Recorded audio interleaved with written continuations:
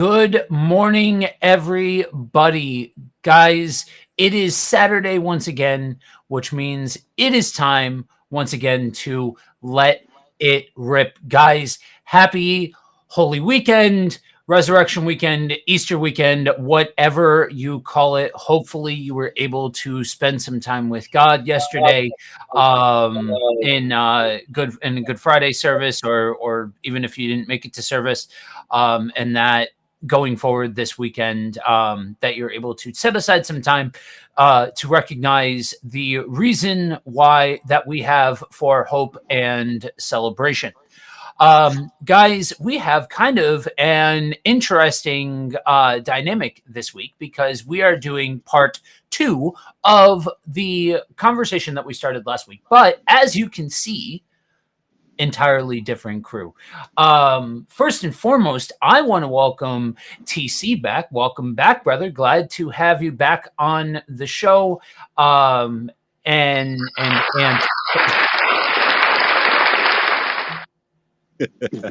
very nice, very nice. And then you guys got a chance for those of you that didn't catch last week's stream, he'll be back again soon. But we officially introduced Rico to the team. He'll be yep.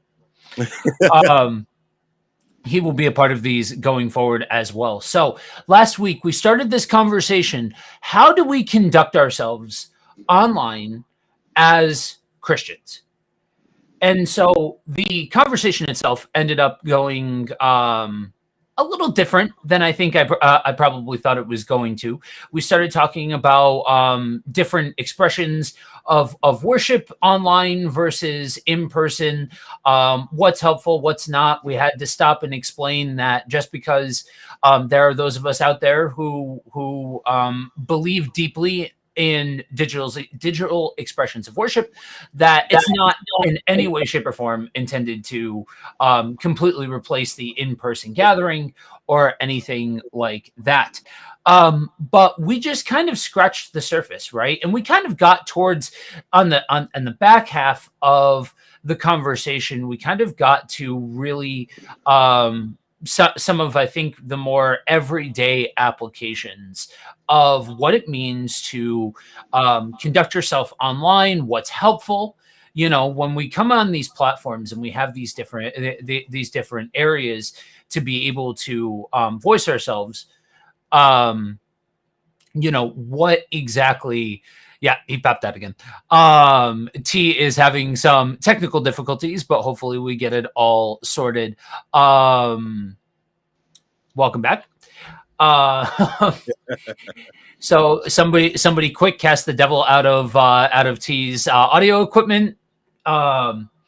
So we're picking back up with that, and so T, I'm gonna go ahead and kick it off to you. Take it, you're gonna take us in whichever direction we end up heading, guys. As always, in the chat, what we want you guys to do, couple of things. Let us know, where are you tuning in from? We average on anywhere between 20 and 50 lurkers every single stream. We're not going to bite.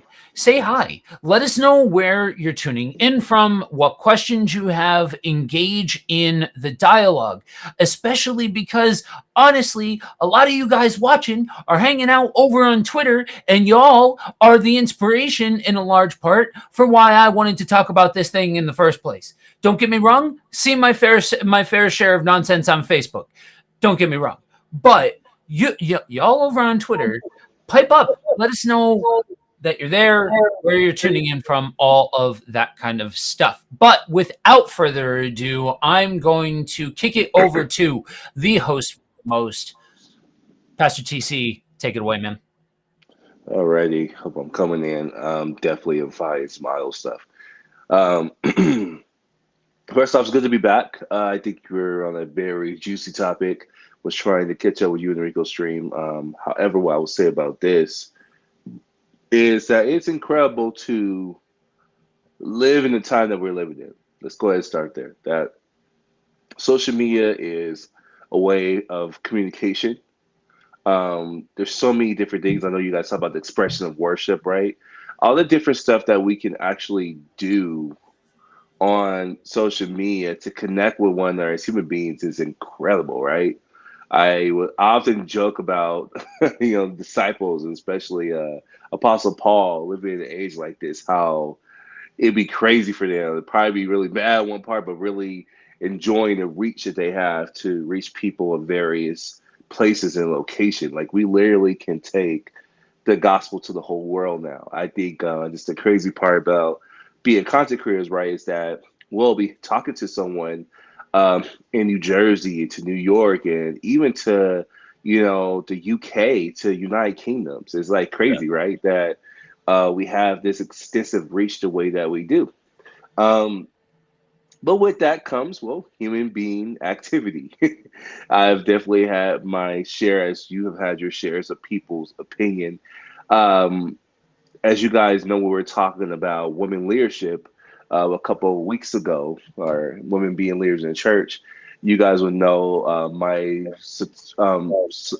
my amazing surprise, I'll put it that way, of how I was exposed to people being supremely opinionated to being, truthfully, in my words, being this rude, being a jerk towards people in the comment section, towards people in the video.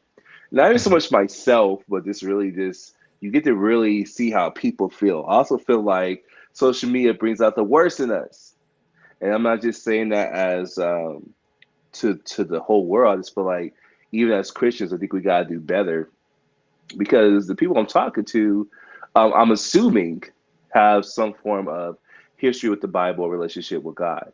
And so it was just crazy to see that. And of course, you already named one of the hottest spots in the world where a lot of nasty work is being done, and that's Twitter. And so it's crazy. I've always amazed how, um, for one part, justice could be done. Like you get people to rally together to go against the person who's actually doing something that's improper, who's doing something dangerous, right? Twitter, that person will get taken care of, right? But it's also amazing how narrative driven Twitter is, how people could make their own narrative and people could get canceled off of a narrative that's not even true. And then the Yeah. damage is done. And then a couple months later, it's like, oh, this wasn't even true. You're like, oh, I often was telling my I was talking to our church about this brick lady that happened at the beginning of the year. Well, actually, last year, and it carried Mhm. into the beginning of this year, and it was just crazy how everyone rallied with this woman who was lying about being abused, and the receipts came. Investigation run. This woman extorted over $40,000 in the GoFundMe. You know, crazy. But in that scenario, when it was happening, this woman could do no wrong. Black men, where are you at? Step up. Men, where are you at? Step up. How can you let this happen to this woman right here? Let alone the receipts show that this woman has had a history of starting conflict. But in that moment, man, she had the world on fire. It's so much support. And so it can be dangerous. Our conduct is so important on social media because of these very issues. And we're going to, how much, I know some people wish we just could, I don't know. I think we're not even honest about this, but I'm going to go ahead and put it out there. I know some people wish we can be better without social media. But the truth of the matter is, we use social media. It is a way that our young people are communicating with each other, and it's going to continue to be a way. It's going to continue to be new, innovative, and amazing ideas to come. But the thing is, how do we live with a consistent norm or Mhm. somewhat a dysfunctional norm? And how do we make something dysfunctional functional in the way that God wants? Now, that's the question is what Right. do we do with this responsibility? And so with that being said, that's the question start off is our responsibility. I know we might briefly touch this last week, I'm assuming, but I think we should recircle it and talking about it again is what is our responsibility? Should we be commenting at all, right? Because I think use myself as a catalyst or a canvas, excuse me, for this question. I remember when I was on IG a lot. Now since then, I've been backing up on IG because I don't know, just not my app anymore. And I don't know, just this at the current time, there's just a lot going on with the ladies. You know, I'm a married man. You know, it's kind of had to restrict my Instagram access. You know, but while I was on there, I saw some things. I would say concerning the Christian faith, right? And I think one was on the convenience page by Jess Hilarious, who is now on Breakfast Club, which is kind of cool to see her progression in her career. But there was I think, a cameo or I forgot, a collaboration she did with a pastor. And it was a clip, and I was just like, this is in poor taste, you know. I just was honest. I felt the guy was just very not sound. I remember seeing my pastor. I was just like, "Can you believe this?" He's like, "Well, if this was my page or this was my Instagram account, I would say something." Now, me, I like to stir up the pot. I usually just like to make my little quiet judgments and keep it strolling. I usually like to comment. I am not a commenter, so all you people in the chat, I understand. That's why I know how I can feel the lurk because I'm definitely a lurker. I'm one of those people that keep my opinions to myself, and I might share with others. It's very rare that I comment, you know, but being a YouTuber, I'm learning to comment more and engage more. But I was challenged to comment in this particular scenario. And oh man, when I commented, Mhm. oh my God. First off, I didn't think Jess was going to respond to a little peon like me, her having over 1 million followers. So first I get it from her, and she's like, well, what, you know the whole Bible or something? I ain't gonna say I know the whole Bible. I just know that's not what the Bible says. And here, if you'll let me explain, I can explain. And then the guy himself, I think his name is Pastor, I don't know, West or something. I forgot the dude's name now. He comments, he calls me a part-time or something Monthly. with my monthly member. So he apparently mad his church. It was something weird. And you imagine the comment section was on fire. He had a couple of supporters of his church. It was like, look at this dude. He's a gaming pastor. It was just on fire. And I was just like, this is horrible for a couple of reasons. Because one, everyone I'm talking to in this comment that's come at me the most, besides Jess Hilarious, are Christians.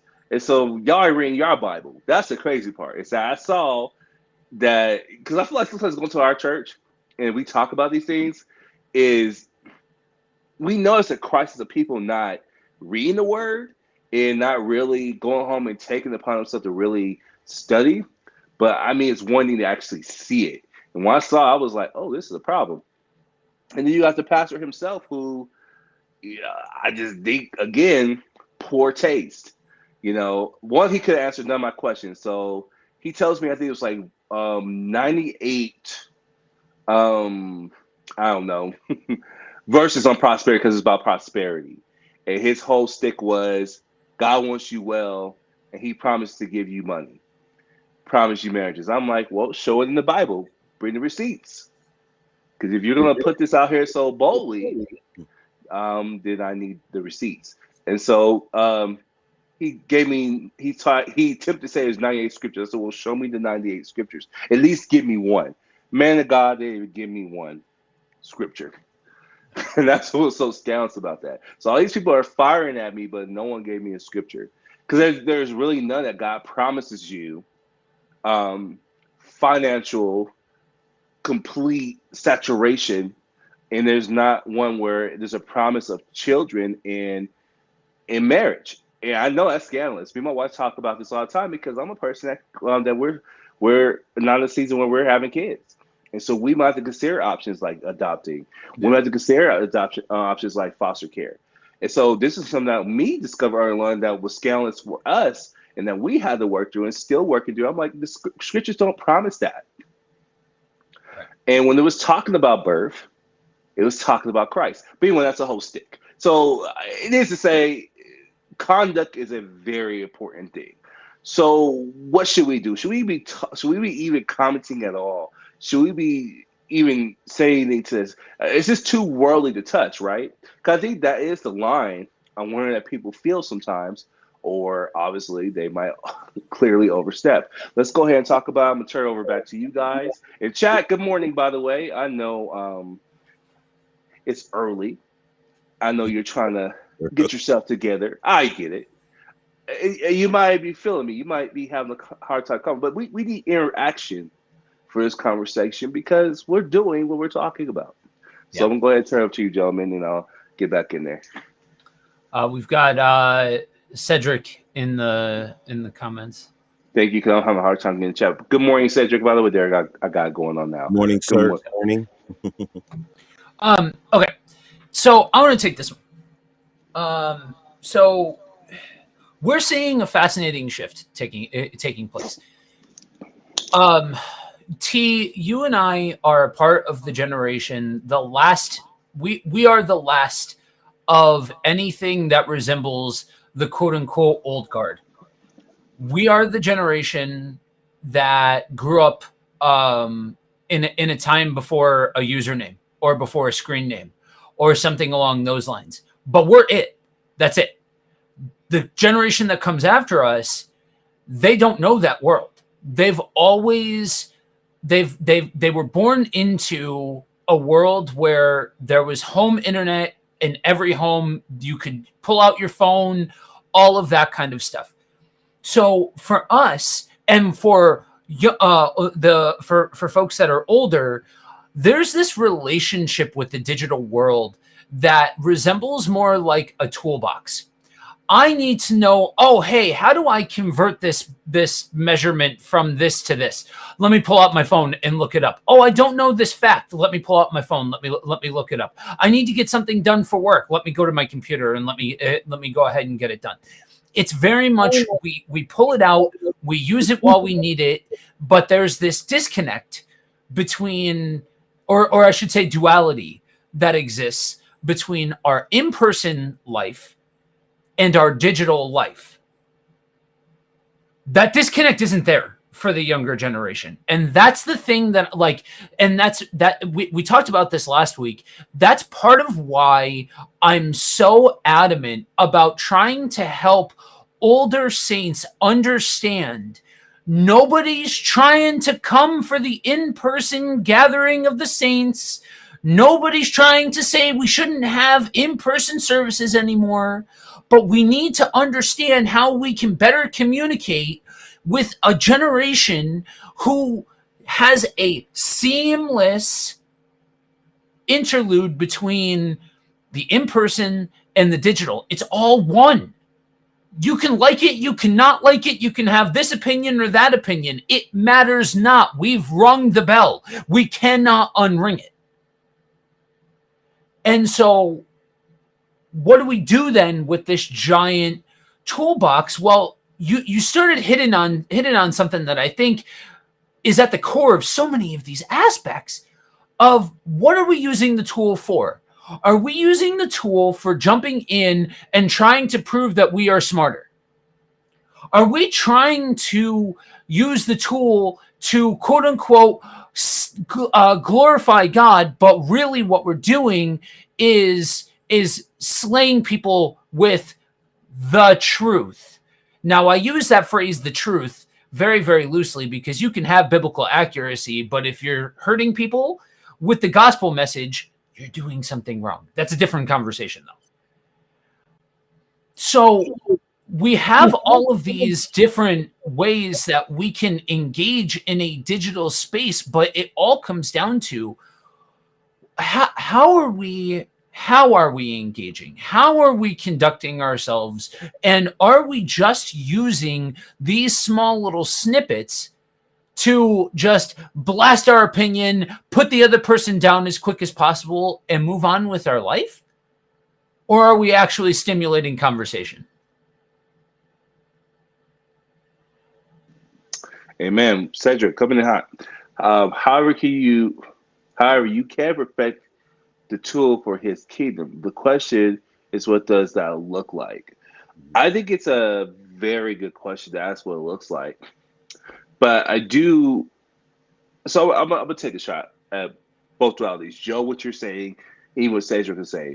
I think, yeah, again, like I opened up, this is a perfect opportunity in a space if you're a minister, or any form of, I don't know, correlation of you wanting to lead people to perfect space to do so. But I think the problem is a lot of time what Joe's talking about is the conduct of how people do these things have been totally abused already. The unfortunate part is we come into social media, we just don't come in with our opinions and our suggestions. There's a part of our identity that's extracted into our communication on social media. And that's where Joe's alluding to. For us, it was a username. I remember those days. I remember dial up. I remember all that stuff, right? Pastor probably remembers all that stuff, when it was even coming in. But yeah, for my niece and people who are younger, this is who they are. This is how they interact. They exchange their idea of personal information is social media. And Joe, it cracks me up that we know how we used to, when we used to try to back up the ladies and the girls, our thing was a phone number. Their thing is a username, a DM, a Snapchat. The worlds are already different. And so I think if we're going to use this as a tool, first we have to figure out if it's going to be about God, let it be about God. If it's going to be about me, then we might want to be careful. And yes, that's already reckless, right? Is that how come I, as a Christian, can be mindless online and, or for lack of better words, express myself the way I want to express myself? And I think we have to be careful because it's a responsibility. Because the world's always looking at us. They're already looking to see what you're going to say. Now, here's the scandalous part. Some people don't know if you're a Christian. I think I'm guilty of this, and this is this is to clarify.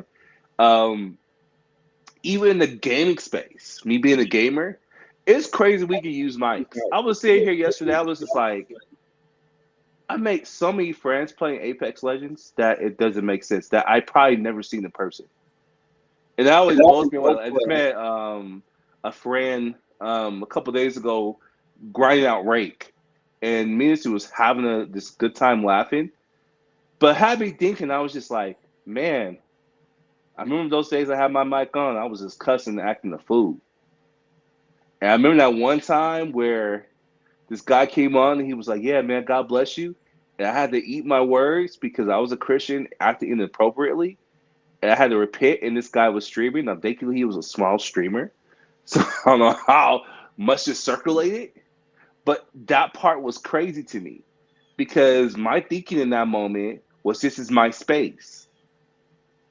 And so my conduct doesn't matter because it's my space. You're like, where you go with this? I think people take that idea a lot of times into social media, period. They're not thinking about this is a space that God can use. Everything in my life is a space that God can use. I think something turns off. This is my space. And no pun intended, a social web that's dead now. That's how old I am. Thinking myself. I just collectively heard all of my bones creak all at once. Just, I'm pretty sure some of my hair just went gray. T. Thank you for that. You're welcome. This space is I have a responsibility, where I like it or not, to let God live in every area of my life. And when you get into that territory, that's where you get a lot of fighting from people. That's not fair. I can't say what I want to say. It's my opinion. What about freedom of speech? And I'm like, if you're a Christian, I think we gotta be careful. If you're not a Christian, by all means, it's gonna be kind of hard for me to hold you accountable to something that you don't really believe in. Okay, got another comment. And Apostle, I'm gonna let you jump in after this comment. Here's where the youth who are committed and the experts who have done the work share what's important from every aspect. Mentally, spiritually, emotionally, and ethically. These frontiers have to share. Wait. these frontiers have to be shared to magnify what is important. And it's all leads back to Jesus Christ. Everyone who plays will be held accountable. I think you're right. I think there's some aspects of this that I believe you're absolutely right. And I believe going back to Joe's point again and your point is pioneers, which is us, the older generation, is how do we lead these young people in this? Because this is how they're going to communicate. And you know me, if it's not being said, I'm not a fan of any form of abuse. So telling people to, and you're always on your phone. Like I have a niece who lives on TikTok, and it drives my family crazy. And I'm like, she just being a teenager, expressing herself. I like to follow bomb her a lot, and she loves when I do it because this is how she expresses herself as communication. Now, obviously, I have to teach her balance, so I'm not letting her be totally neglectful either. Like I have to a lot of our fun conversations is teaching her. I'm like, hey, this is our time. We're gonna put our phone down. One social media head to another who likes to just mindlessly on their phone. This is personal time. Let's put down our phone and let's eat. So that's those practical applications, right? But what about her digital applications?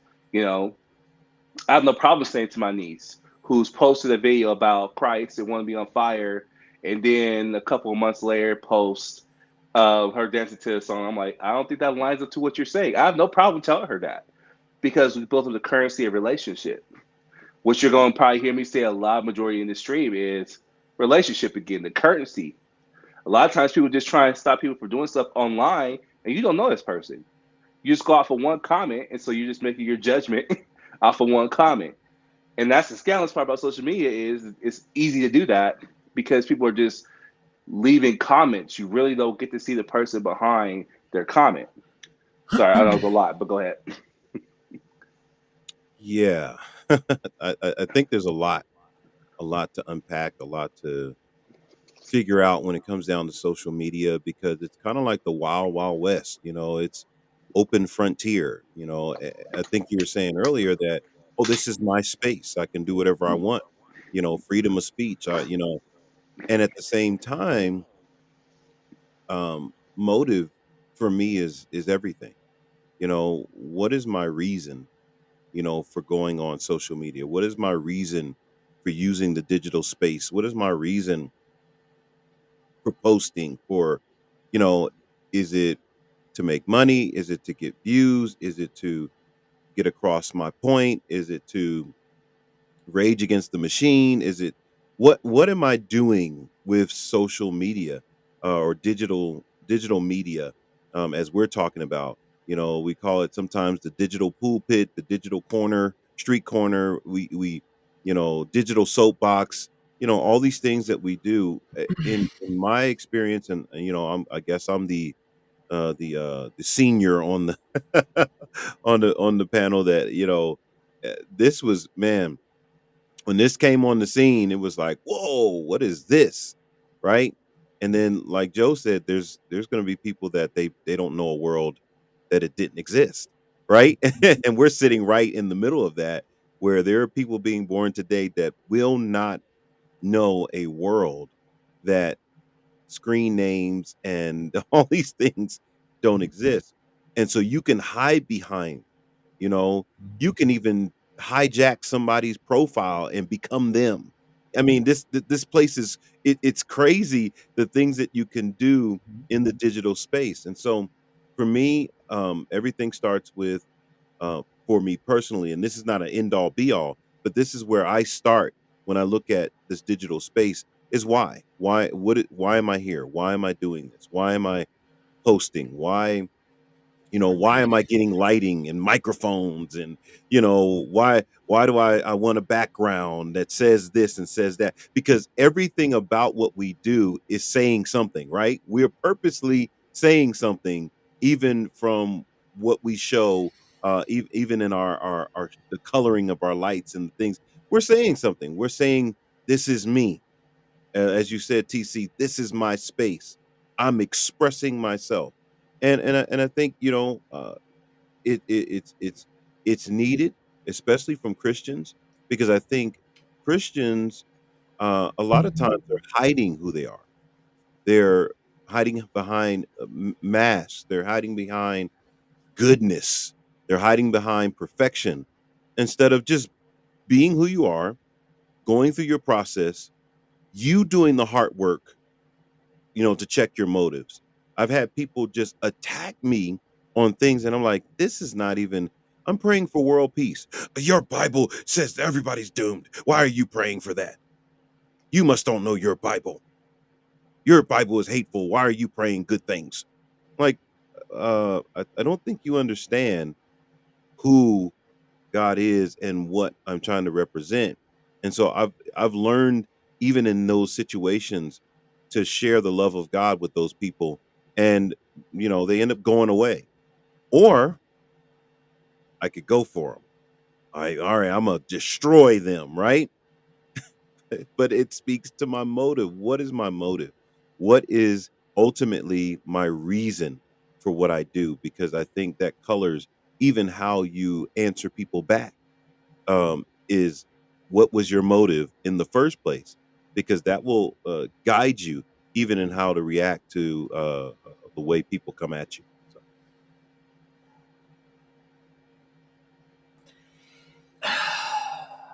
Okay.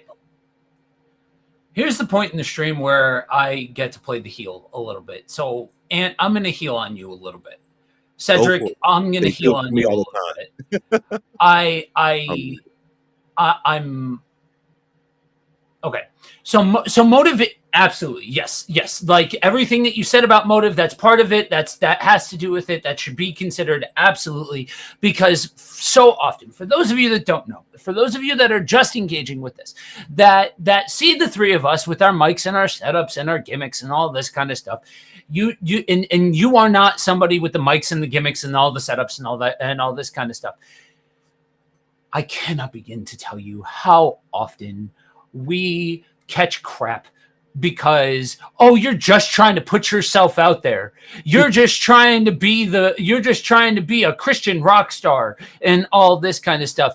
Yo, I would have succumbed to the Kool-Aid of popular teaching a long time ago and not gone the path of most resistance if I was just trying to get likes and views and vanity metrics and all of that kind of stuff.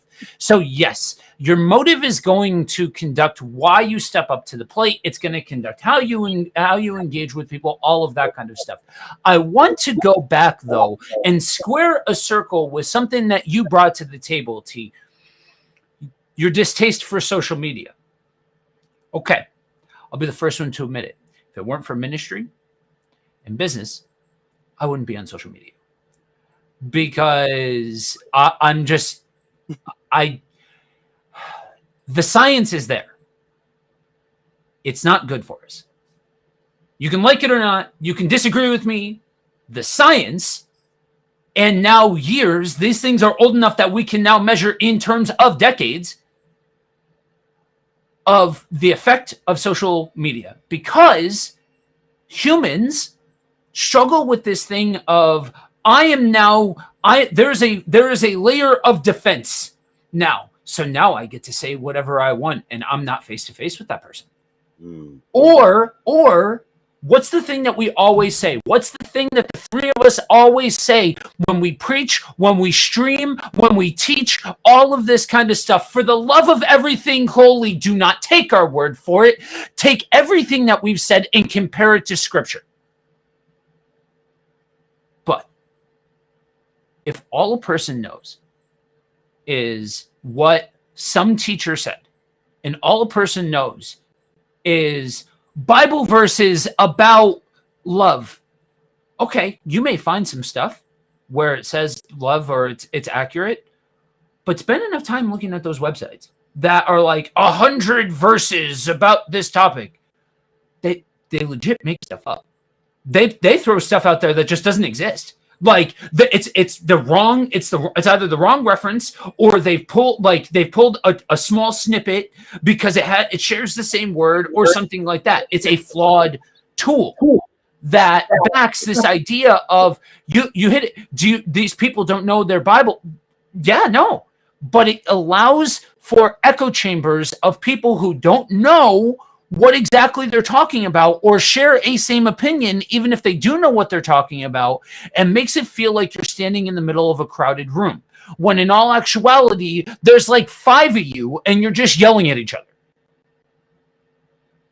And so we have all of these moving pieces that we are subject to as humanity. So where's the heal portion of it come in? Motive is part of it, but what is it that you're actually trying to convey?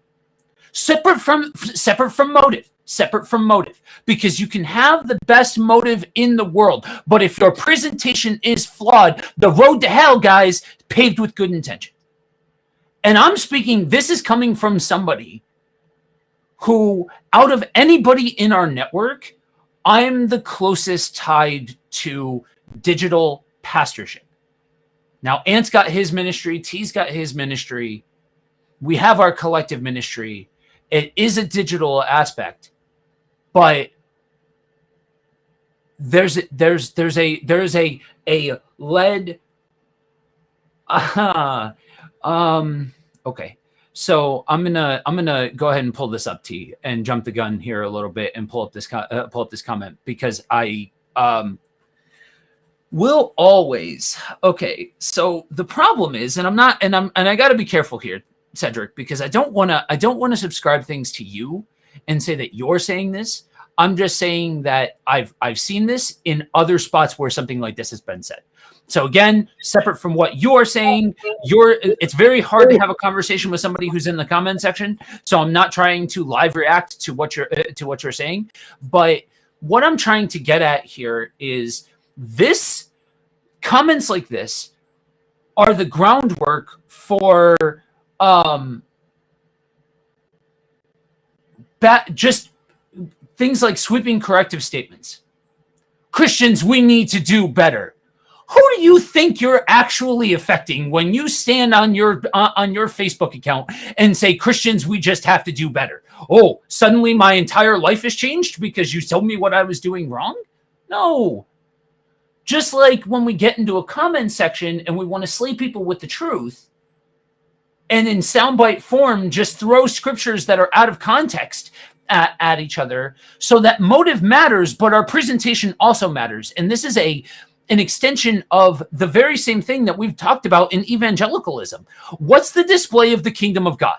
If you're standing there with this big grandiose display and you've got to come to Christ right here and now, and it's all about how I display the truth and all of that kind of stuff, or is it about cultivating conversation? Is it about communication? Or is it about, I just need to hurry up and hit you with the truth as fast as possible with zero actual context? So looking to motive and relying on a messy gospel presentation without attempts to try and refine only takes the ball so far down the field in the digital world. And part of and this is where I stand on the shoulder of experience. Like to say, like I watched this on the right.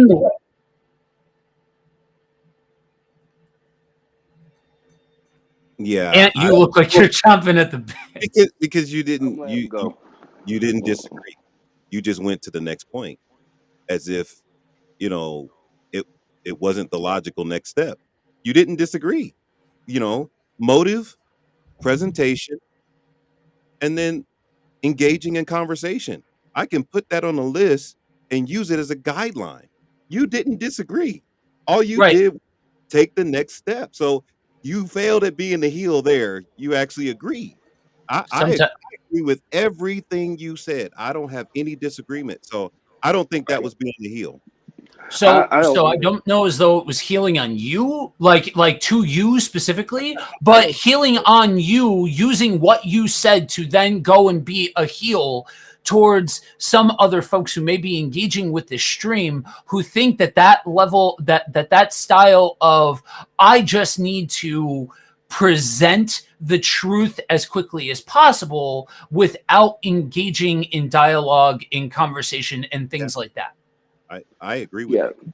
which points to what I want to talk about, because since you're on that, is the entertainment factor.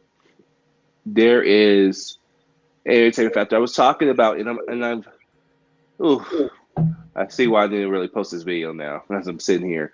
But I have the responsibility of talking to my church about creating an environment of restoration, compassion, and forgiveness last week.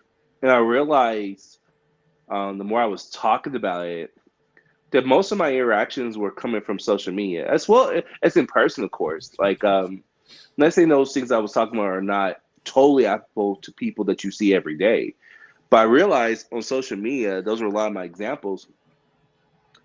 As much as we want there to be a safe place on social media, there's not a lot of safe places. There's not a lot of opportunity for compassion and restoration. And this idea really came from being a content creator, to be honest with you. Because and Joe, I talked to you about this, and I feel like you are trying to find the answer. I really haven't talked to Ant about it, because I think we just talk about the other side of being a content creator, matrix, and finding things like that. But we don't talk about how in our own personal spaces. So I'm gonna talk about my personal spaces. I'm pretty sure everyone has their personal spaces, but as a content creator, we have competitors. Let's just be honest with you. We have people who are doing what we're doing, and the expression is used for that is called competitors. Now, personally, I don't see anyone that is a fellow Christian and a brother or sister as a competitor. I personally see that we're all on this platform to make a difference and a change on any social media web, right? But a lot of people do subscribe to the competitor. Am I going to make a big fuss over that? No, because I think if anything, I'll be kind of hypocritical, because I'm still learning how to conduct myself on social media. I'm still working through my motives. This is a guy who got on social media, if I keep it 100% with you guys, wanted to get monetized immediately, got monetized, and still struggling with the idea that got demonetized because I was on my channel for a whole year and working through if I want to do content creation for the Lord right now as I'm speaking for you, because of those factors. Working a full-time job, and like, do I even want to be on these platforms anymore? So that's a whole different subject matter, right? Is the gain from it. But on the entertainment side is it's crazy, because I see a lot of Christian content creators talking about other pastors, talking about red pill content, and a lot of times I'm confused. I'm like, what are we doing? And they're sprinkling the name of the Lord on it to fit this very narrative-driven agenda. But it's entertaining, right? Like, when I look in the comments, people are having a field day there. They're going in, and I even admit I participated in this. I think at the beginning of the year, I was doing a lot of reactionary content because I was trying to find ways to innovate myself, right? And I think it was just one video I was going to do about this guy talking about gamers. And man, I was going to lay on him, y'all. I ain't going to hold you. I was going to lay on this brother, okay? Because he called gamers losers, all right? And he's a fellow Christian brother. And I made, I'm going to let you know right now. The first time I recorded the video, it was ready to go into production. But I didn't feel right in my spirit. And I am going to use those words, okay? So forgive me for my churchanese a little bit. But I literally did not feel right in the Holy Spirit, okay? And I took a breath. I was like, what is going on? And so I went to look at this dude's channel a little bit. And I was talking to a friend. I'm not going to say his friend's name. He was like, man, you kind of just punked out. And so then I went to do it again. So I recorded the video again. And I have more fire for him, okay? I had more heat coming for him. And then I finally just looked at his whole channel. And the whole crux of the guy's channel is trying to bring people to a realization of who Christ is. Now, his roughness with things, I think could use work. But God asked me a question. He said, what benefit happens when you post this video? And man, you should have saw how I was coming at God. I was like, well, yeah, this false prophet needs to be shut down. He's saying gamers are losers, and God, you're not God of love. You're God of love, and you're not God of hate. He said, but what's the bigger picture? What do you think the world sees in this scenario? And that was hard. I was like, well, they see two Christians going at each other. I'll tell you something that messed me up. I've always been a Francis Chan fan for a while. I like saying fan like that. But I really respect Francis Chan. I really was in my 20s, read a lot of his books. He has this book called Until We Come Into Unity. It is really messing me up, kind of. Because it's like the things that I get self-righteous about when it comes to other peers of mine and other Christians, it has me thinking like, well, how do I actually come about things? Are we actually having meaningful conversations? So the short to my story is, I am not posting that video because I didn't feel like it was this aspect of bringing us together, and I had no intentions of talking to the dude directly. Now I feel like, I'll be honest with you, if me and this dude would talk directly, and that was still his conclusion, then I probably would make the video. Because at that point, I'm like, yeah, you're just being reckless. But I actually don't know where this guy's coming from. And some people might disagree with that. They just like, we should just make the video regardless. And I'm like, I don't know if it's so simple, black and white like that. And so there's a lot of content that's irritating about tearing each other down as Christians. Yeah. And don't get me wrong, I'm a guy who can't stand false doctrine just like anyone else. But the question I keep asking myself lately, well, who's having conversations with these people? Real conversations. Not pitchforks, not, oh, that church is just going crazy. And you got your little comments. Who's actually having direct conversations? And how come that can't be shared? How come we can't get on like we're doing right here? I like that you two disagree, even though you both are kind of, in my world, again, we're saying the same thing, in my opinion. I just think different flavors. But even this, how come we don't see a lot of this happening more? Where you have a dialogue of disagreement and you're working through disagreements and you come to conclusion. That's what I would love if I had a motive. That's what I love to see social media look like for the Christian right now. Christians are no better than those who they claim that they do not, that they have so much self-righteousness against. Matter of fact, in some cases, we're worse. I'm going to go ahead and say the most scandalous thing on the stream. We're worse because we'll get on the comment and just speak what we gotta say and hop off.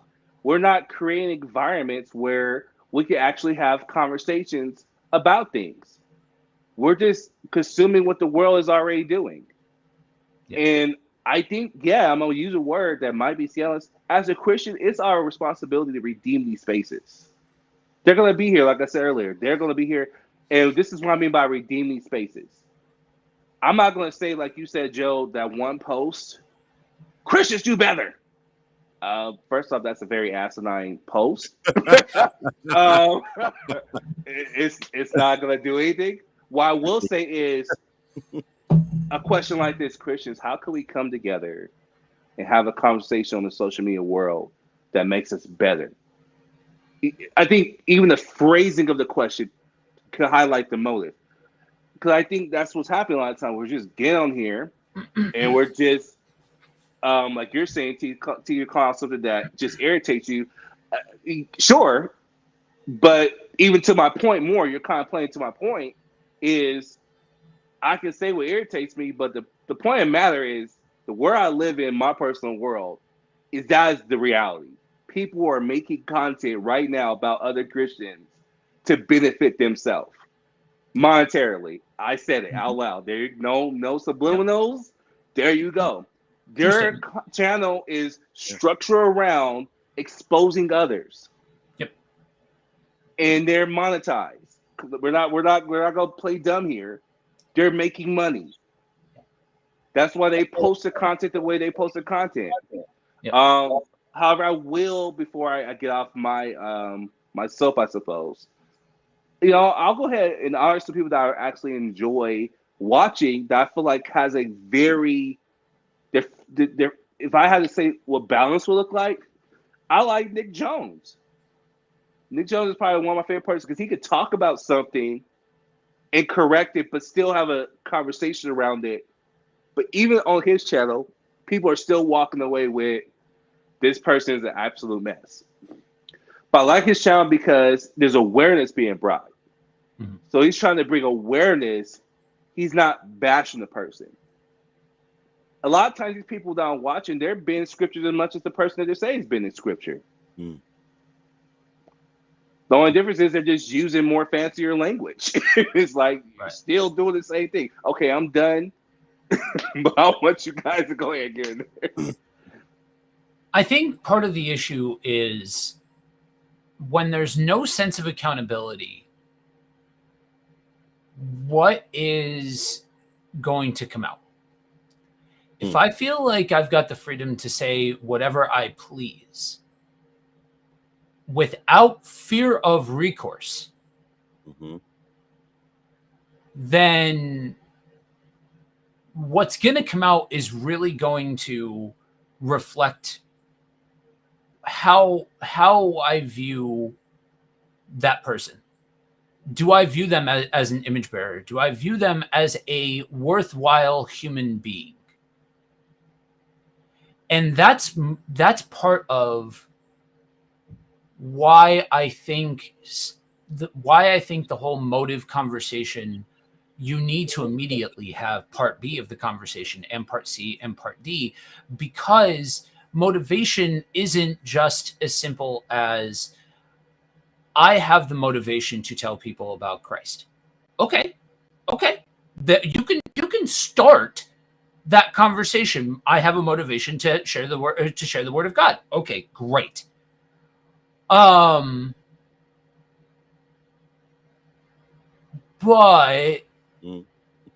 at the same token, do you have a motivation to engage with other people? Or and this kind of goes into into what you said, T. You guys all, I don't hide my emotions. When I am live reacting to something that the crew sees, you all see it on my face. I really don't like the word redeemed. And I will be the first one to admit part of it, at least part of it. There are some times where it's misused, but regardless of how often it's misused, part of that is a biasness because of how many times that I've seen it misused.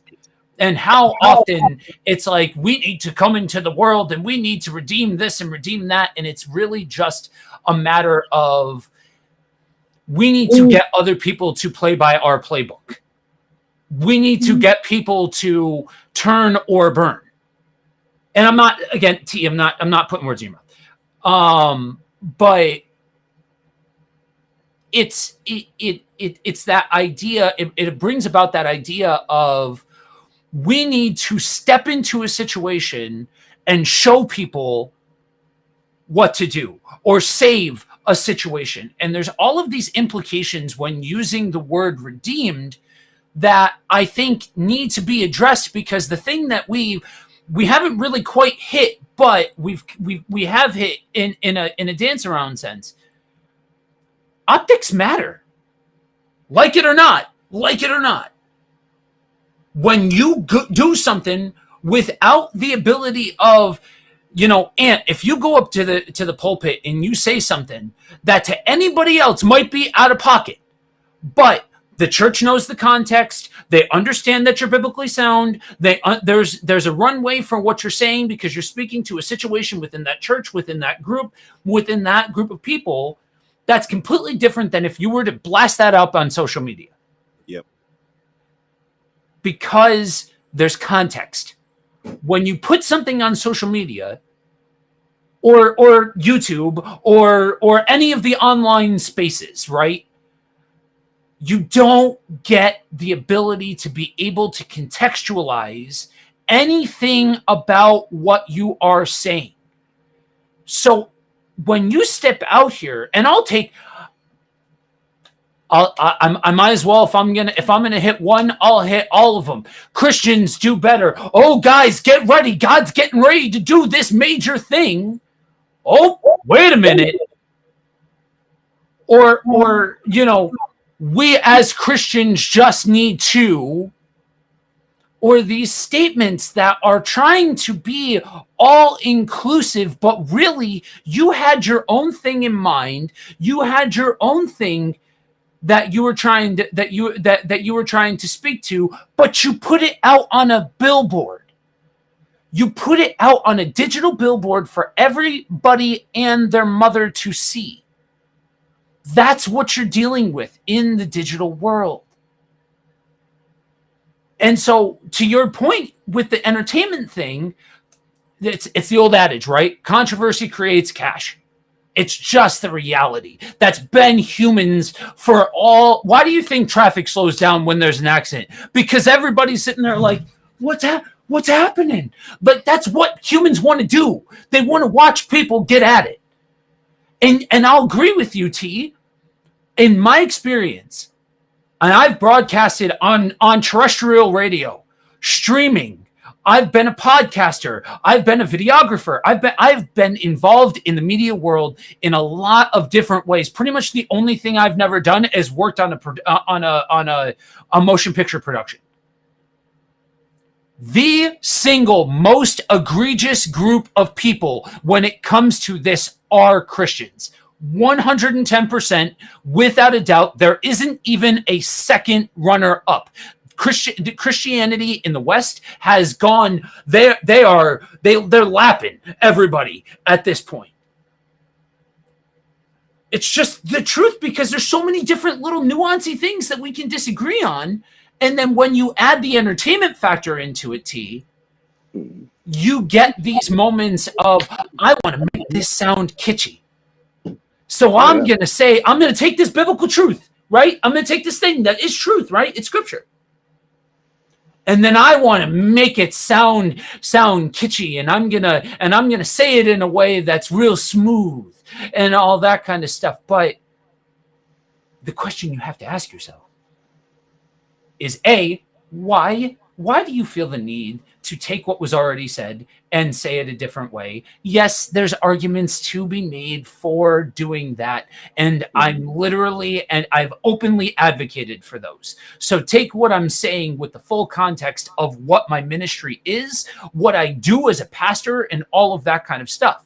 But at that same token, though, how far can we pull this context to be before it eventually is just, this has now become something entirely different, and like, whoa, wait a minute, what are you saying there? All right, real quick. And that was good. Cedric, actually, I realized I kind of evaded your question. I read it wrong. So first off, on there, I want to apologize. See, we can do that. T, that's your call. Is that your call, or is that something that irritates you? I think it's a good question, and I did just see your comment that just came in, by the way, too. So I'm gonna get to that, but before you go, I want to take my time with this one, because if you would have asked me this question a couple years ago, maybe a year ago, I will say that was my calling. And I'm going to talk to the irritate part. But I think that's the problem, is even language. And pastors probably already know where I'm going with this word calling. My calling is not just to always a place or a thing, because the scripture tells us what our calling is. The Bible declares we're called out of darkness into light, into his marvelous light. So I'm called into Christ first. Now, it's my function in Christ as a pastor, which are my gifts. Those expound, which is incredible, like I said at the beginning of the stream, dimensions now. Because now my pastoring is not just confined to local. I remember becoming the pastor, I was like, what am I going to do? Because I'm not like the traditional pastor. I can't see myself being a traditional pastor in the sense of just always being in the pulpit. And I'm kind of glad that when I was going through the ordination program at CCF, and even sitting with my pastor and my apostle, that I realized that I am who I am, the way God created me to be. Yes, I preach in the pulpit. I do. I preach on fourth Sundays. And I've taught multiple times in my church. But my pastoring is not just limited to those places. They expound everywhere. And so my calling is derivative from who God made me to be, being pulled out of darkness into his marvelous light. And the purpose as together as a church, as a whole, right, globally, is of course to be in this world and to make disciples and to be a light and to proclaim and glorify God. That's why we're here on the earth, is to draw other men to Christ. Otherwise, if we weren't, we'll be I don't know, we'd be going home. This would be with God already. So that expounds, it extends to social media, which is where I'm a part of, which is, and to clarify why I use the word redeem. So it's a personal word for me. But I can see, Joe, I want to say that was a good point that you made, a good counter to that, because I've seen that. So I want to say I also agree how people have literally done kooky stuff with that. This is what I mean by redeem. It's that these are the things that I use in the area that I'm around. And I could complain about how wrong everyone is, or I could do my responsibility and try to create environments of restoration. So something that was meant for evil, right? Men destroying each other on social media, going at each other, men profiting off of the minds of others. I can redeem this and say, well, I'm not going to do that. And I'm going to take my responsibility and my part and have conversations about God, create communities where people can feel free to disagree, but at the same time learn, but also be challenged.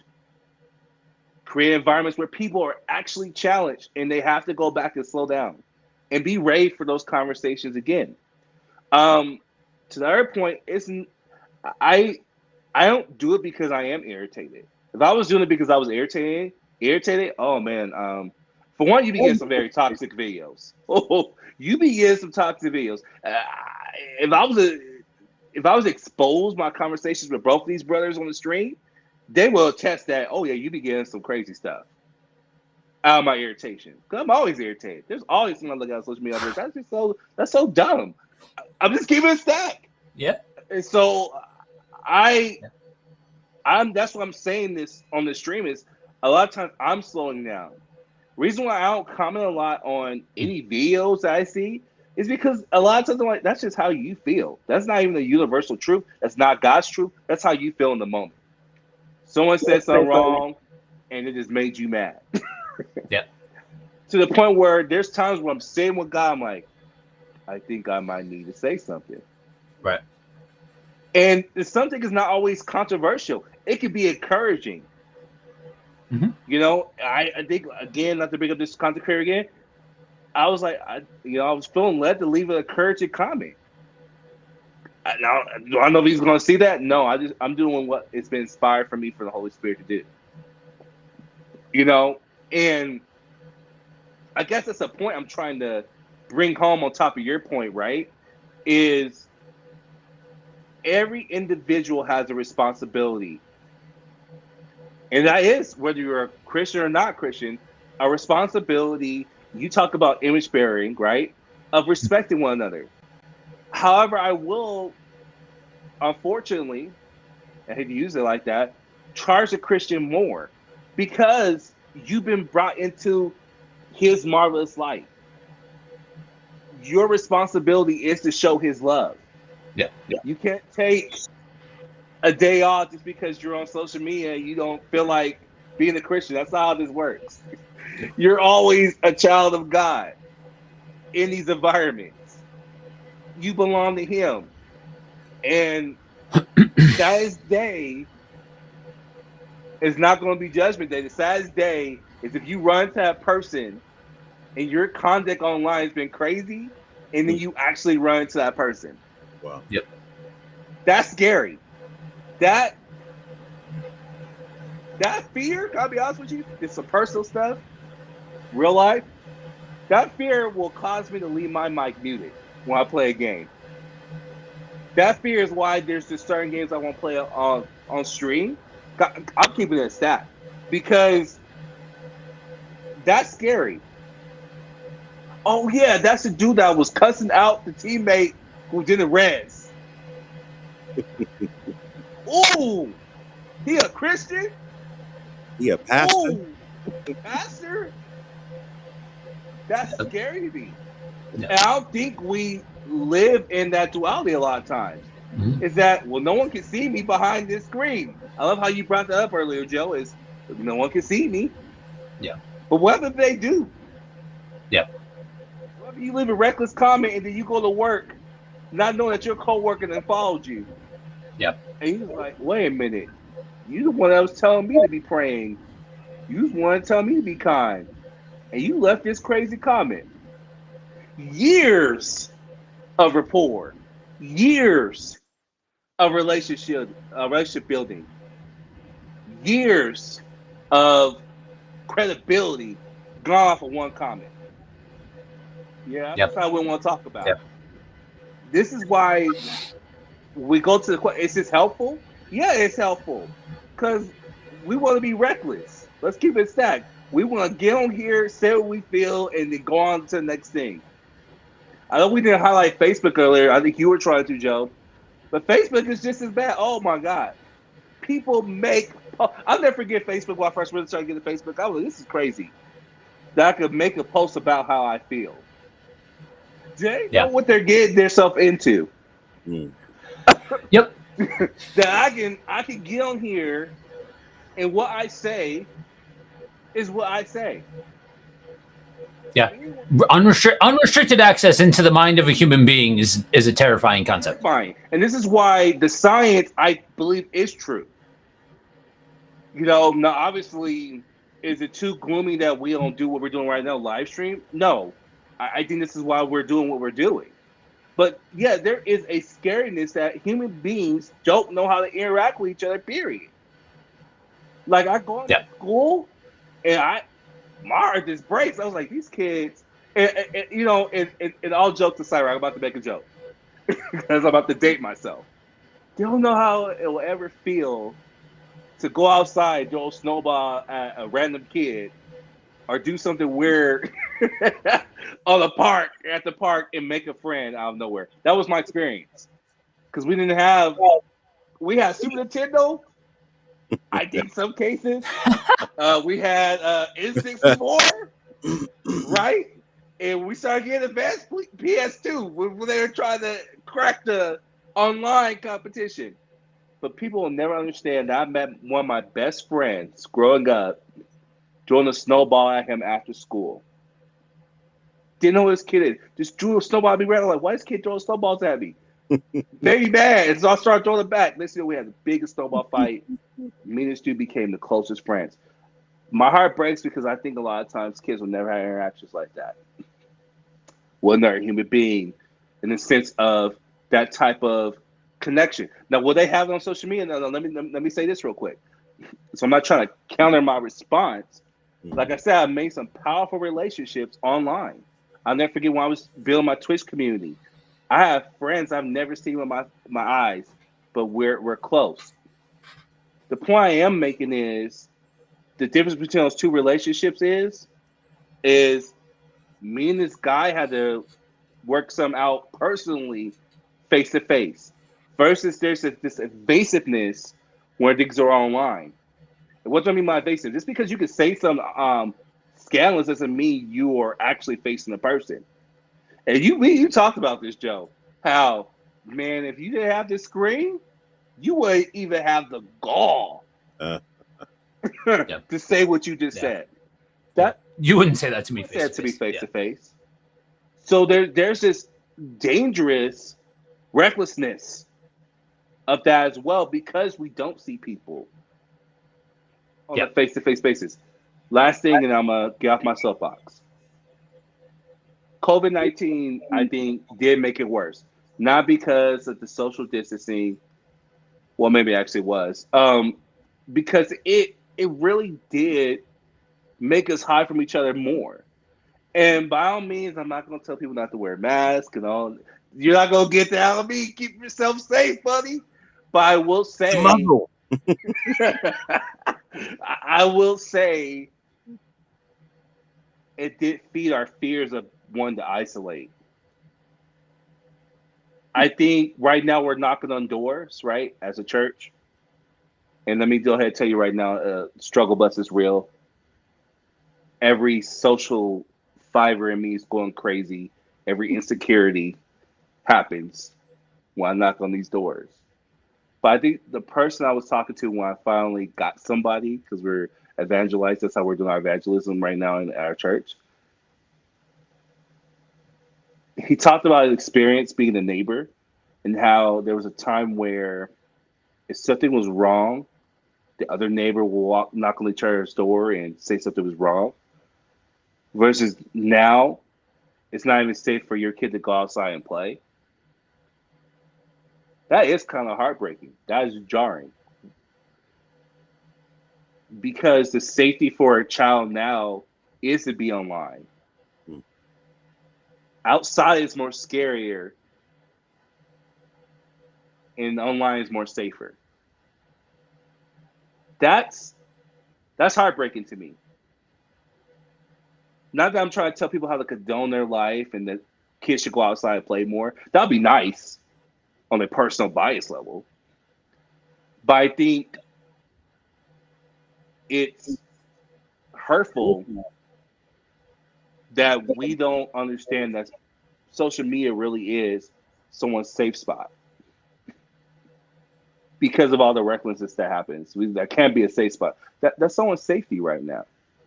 That's how people are trying to rationalize their reality, is strolling. And I don't know, I just want to slow that down, because this is why there's so much passion. This is why there's so much recklessness. It's because this is somebody's safe space. And I don't know about you, but when someone comes from my safe space, there's a lot of resistance. When someone tries to invade my safe spot, and God being him, when God says, hey, I want this area of your life, I'm not going to always say that there's not a sense of resistance. Because this is my, like I said earlier, this is my space. This is where I feel like I have a voice. This is where I feel like I can express myself. This is a place where I can feel like I can validate myself. That's why you got people at work who won't tell their other coworkers that they even have a channel. And when a coworker, I didn't know you did that, because I don't feel safe telling you that. Isn't that crazy that there's people who have platforms and they work at job, but they feel ashamed to talk about it because they're trying to conceal themselves from another human being because they don't feel safe.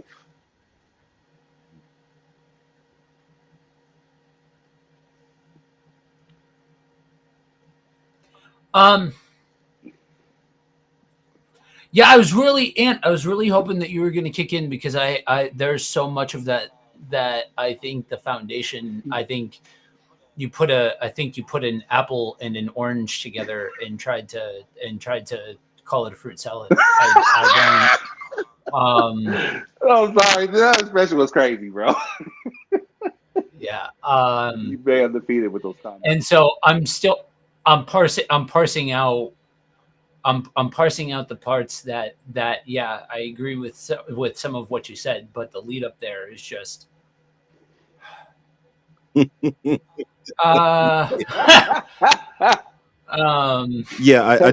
I think I was just I didn't actually know where to go with it. Just like, okay, we'll just leave that there, and hopefully there's another question that needs to be asked or something. You know. Fruit salad. So, but let me ask. I ask this? I just want to ask this question, because this kind of been, and maybe this will help me to flesh out what I'm hearing, is that when it comes down to this digital, because when you were talking, T, the word world, digital world, that this is actually a world. This is a a place in itself, right? And people can escape into this world and make, I don't know, they can create identity, they can create persona, they can create, you know, all Yep. kinds of things in this digital world, you know. And I think all of us, including T, we try our best to be who we are in this world and in the world at large, right? We're trying to Yep. be the same person. I want to be the same Yep. guy here that I am sitting down at a Philly cheesesteak place with you, Joe, talking about boxing or movies, or with TC, at a Jersey Mike's, or over a cup of coffee, talking about social media or gaming or the gospel or any of these things that we talk about. That as a person, I am diverse. I'm not just one thing. I'm not just what do you call it?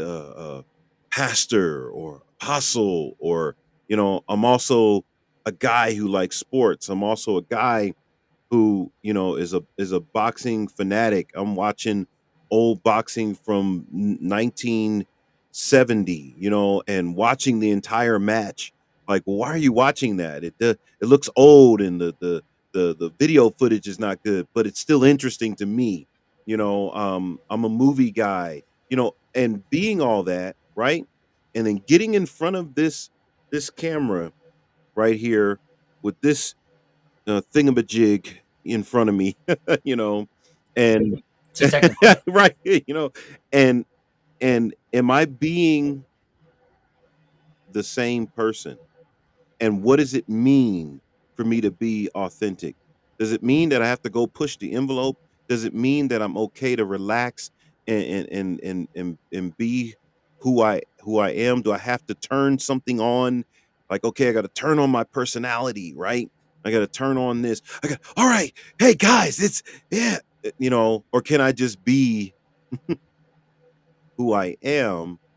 Talk about the subjects that we talk about, disagree about things when we disagree, or whatever that is. And so this is a world, though, that some people, as you said, TC, have never met me outside of this world. Yeah. And because they've never met me outside of this world, what even would it be like? I've had, like you guys, I've had conversations with people through, online ministry, that ended up into email conversations, that end up into, Zoom calls. And I got to actually, talk to this person through a Zoom call and have a conversation and build relationship. As a matter of fact, a lot of you don't know the backstory, but I met Joe Day through the Anchor podcast. I left him a message on Anchor. This Right. guy responded, and the next thing you know, I don't know, what is it, 3 years later, almost 4 years So, later, yeah, something like you that. know, we have a relationship beyond what you see on this stream. We talk, and we've hung out, and he's been to my town, I've been to his town, and we have a relationship outside of this world. But Right. there's people that only see us in this world. Yeah. And so when you talk about this being a safe space for some people, I can kind of fathom that, because in itself, because of how powerful the digital space is, you can have relationships with people across the globe that you may never sit face to face with. But this is the place where you interact with them. And can we say that this is real? Can we say that this is genuine? I think that's where people struggle. Like, is this more real than the friends that I have that are next door? Right? Mm. Because I may not even know the person that lives next door to me, but I talk to a person who lives in, the United Emirates on a Right. regular basis, right? But I Right. don't know the person that lives in the apartment or the house next door to me. So Right. I can see, I was trying to walk through you know, what you were saying. I'm like, you know, I guess I can see that as what is meant by a safe space. Yeah. Yeah, because the safe space argument is the abandonment of feeling judged. That's why you'll leave a comment recklessly, because in your world, no one's going to come for me, or if they do, it doesn't matter. They're not real. There's Right. this Turn them off. there's there's this Right. illusion. So that's a safe space of culture. Okay. And of course, the safe space of being that, I have freedom to express myself. So there's a duality to both. But there's safety is not always in a sense, how can I word this? A positive thing. Because you feel Right. like you're in a good place or a place where no one can touch you, you might come at someone more recklessly. Or like I said, the vice versa, like our relationships right now. That man, the fact that you were able to meet Joe Day and have your relationship with him, me and him have our relationship. Like I said, it was my first time meeting Joe last year. And it was just like I see him my whole life. There was nothing weird where I met him. I was like, I've been knowing this dude for a year plus, couple years plus. This is normal. And me and him talk regularly now. And so yes, there's also that safety. But I did want to clarify what I meant by that. Is that people do have this sense of recklessness because they feel like things are not real. Or they're able to desensitize their human compassion to what is real, what's not real. Almost the equivalent sometimes, and I really don't want to put these two together, but I think this will kind of draw it. It's the equivalent when you're driving. When people are driving, you say some crazy stuff when you driving. But will you say that crazy stuff to that person if they park? That's a whole different interview. Now, me, I'm crazy. I might do both. I'm just. That's what I'm talking about. It's that there's this recklessness because no one can really hear me. Even though I'm typing, they can't really hear me. So that's what I was trying to clarify. Go ahead, Joe. My bad. I just wanted to clarify that. I mean, they can just in a certain situation and context. Again, Right. It comes down to what is the nature of the relationship. Are you just somebody who's trying to drive by evangelize?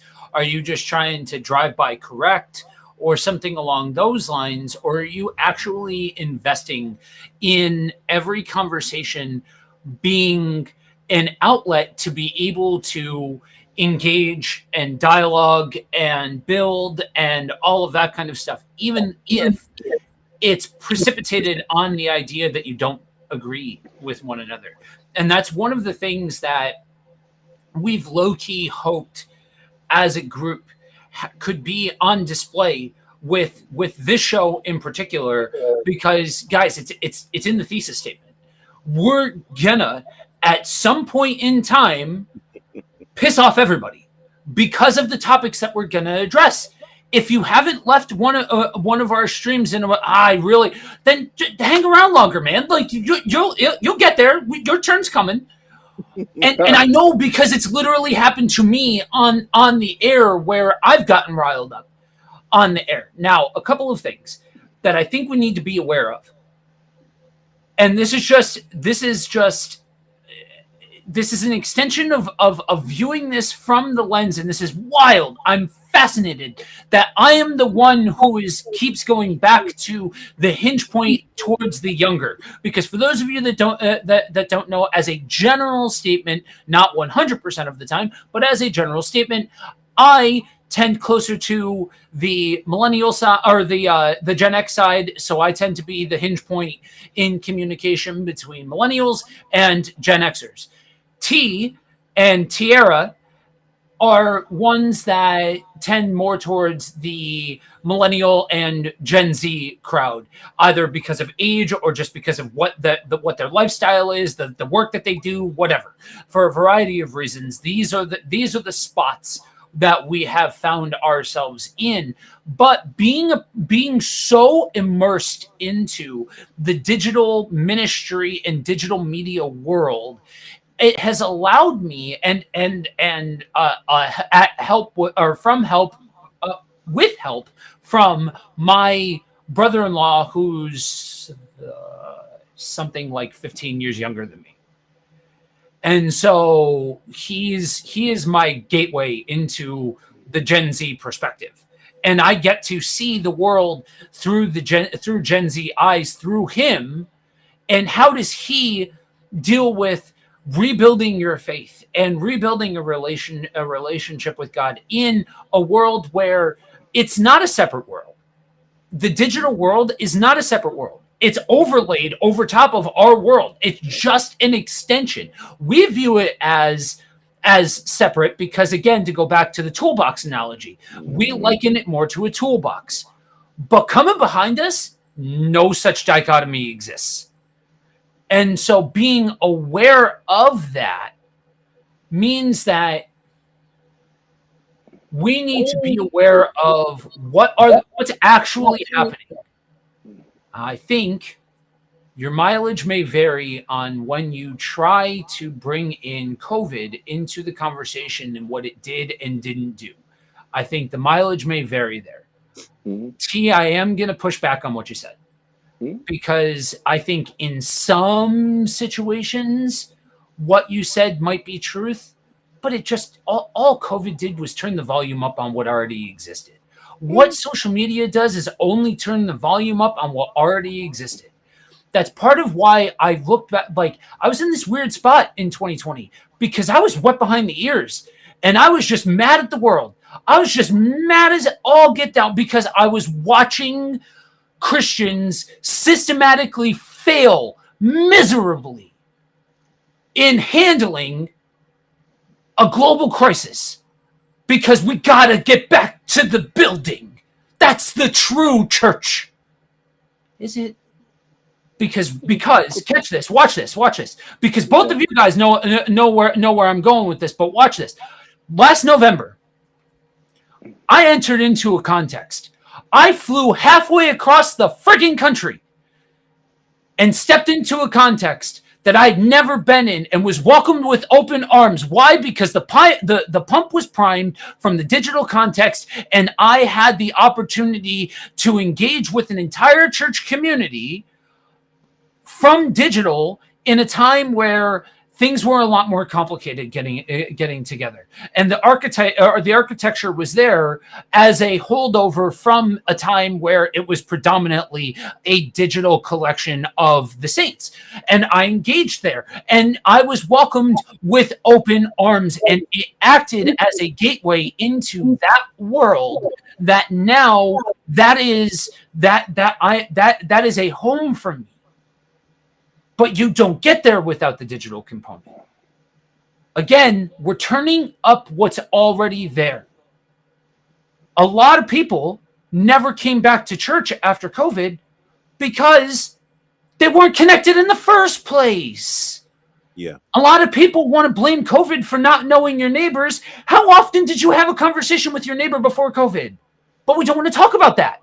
We don't want to have that conversation about what already took place. And yes, again, I go back to where I started this line of dialogue. There are examples, there are issues, there are people that, yes, that's the unfortunate reality is that now, connections have been severed and all of that kind of stuff because we had, I don't know, however long it was, months, where we weren't allowed to be face to face, and relationships were impacted, and social anxiety was developed. And I'm not trying to ignore the reality of that, but when we're looking at this articulately, and if we are going to try and be able to shine a light as the older generation, that whether we like it or not, the guys coming behind us, they're looking to us, especially our generation T.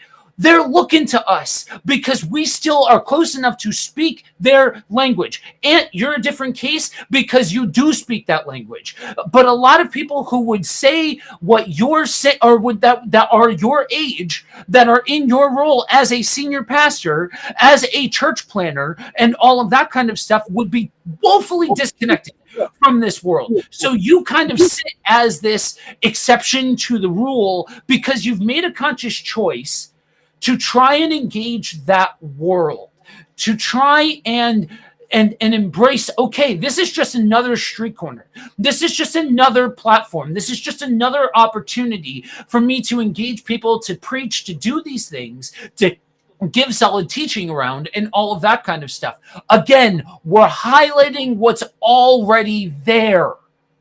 That's all Right. that's been happening. And that's what I'm saying COVID did, is it took a situation where people were already slipping into this idea of isolating and it magnified it. That was a reality. I don't care what you say.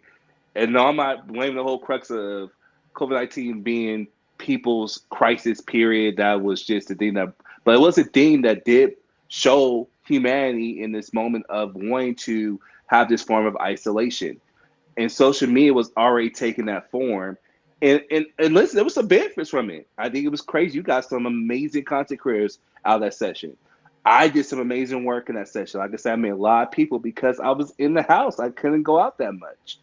But it did go ahead and fuel that social anxiety.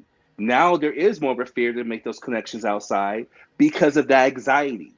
That's the reality, Joe. Where you want to pay word black or not, it fed that reality more. That people were more scared to make those connections. That's why people do have a hard time coming to church, because it's like, well, if I already struggle going, now if I go, I'm going to struggle more. And social media, and let me say this, because I'm not against people having a church on social media. I'm not against fellowship on social media. I think that's incredible. But I do think there is a component that people do have higher social medias than they ever had before. I'm one of them. I be honest with you, if I keep it a further stat, might be even a little shout to Apostle. I, I was cool with the aspect of having a social church, but as a consider our members, they desire to come together. But it was kind of cool to see us in that capacity for a season. Now obviously I was at the church, we're doing live streams and things like that. But the curiosity in me was like, that was really cool. I want to see how this works. But also the social in me was like, this is good, because when we're done, we're done. We hit the done button, and we go home. All that is a reality too. That's what I'm saying. I'm bringing a whole picture in how people interact today. Is that people today have a hard time having more interactions in person they do online, and I think that's because the world feels more unsafe. You talk to people, they feel unsafe. They feel unsafe. I have a older woman around Aunt's age who, well, she's a little bit older. I try to make you sound old, bro. Forgive me. This far from me. So, but she used to feel comfortable jogging around her neighborhood at night, versus now we worked on schedules like, because I don't feel comfortable at night. Because I just feel like people just want to talk to me. Now, I had to be careful, because even the more she's like, yeah, I jog in the morning, and sometimes people just want to jog with me and talk with me. And she's like, I ain't going to talk to you. I'm just going to ignore you. A part of me was like, that is so cold. That was my judgment break kicking in. But then the other part of me was just like, but truthfully, that's the world we live in. You really don't know the person jogging next to you is going to do something weird. So I really fought her for thinking like that. But I think my heart was discouraged because there was a disconnecting. There was not opportunity to connect. That's what I'm saying. From our society and our world growing up, Joe, that's the disconnect. Is that people feel unsafe doing stuff like that, which was once safe for us. And I'm not blaming social media, because truthfully, there's a lot of work behind that. And you will know there's a lot of work before coming into that, before social media even took form, that kind of was changing those dynamics, period. However, I am saying that people do feel more safe on social media. And so I don't know if we're disagreeing. I'm just clarifying my point. I'm just saying that, A, I think that it didn't help either. It kind of just brought this monster more, or I'm not even going to call it a monster. It brought this reality that people like, I just want my own space. And this Yeah, makes me feel safe. I like the word reality, because I think it is a reality. Like you said, this digital space has a lot of benefits as far as building community in places that you could never reach. one of the things that I learned through the podcasting, was, man, I could reach believers around the world and connect to them Yeah. and find out what they're doing in their part of the country, the world, the state, and I didn't have to leave my little room. I could sit right right in front of a Mhm. camera and go to Australia, right? I could sit right in front of a camera and go to Brazil, I and so for me, I guess, to what Joe was saying earlier about, what I've tried to do is I've tried to learn how to incorporate these things and fight against my proclivities, my personal preference that, oh, well, I'm a person that likes to sit across from somebody and have a meal and talk to them. But it's learning that, well, wait a minute. Okay. Minus, you know, actually being in the same room, I can do that. As a matter of fact, there are like you were saying, Joe, there are people that know you as if you were, they like, wait a minute, he doesn't live here? like no, he doesn't live here. He lives in Pennsylvania. What? I thought he was, you know, if Kavan goes somewhere with me, people like, that's the guy that's on there with Monday Motivation with you, and I'm like, this is so weird. It's like that's how they know him. Like so. I think understanding that, number one, the digital space is never going away. Forget about it. Yeah. It's here to stay. Right. Number two, um, people are going to use it for good and for bad. People are going to use it in a healthy way and in an unhealthy way. But it is what it is. It exists. And so I think that's why we're having the conversation, because we're trying to figure out, well, what is helpful?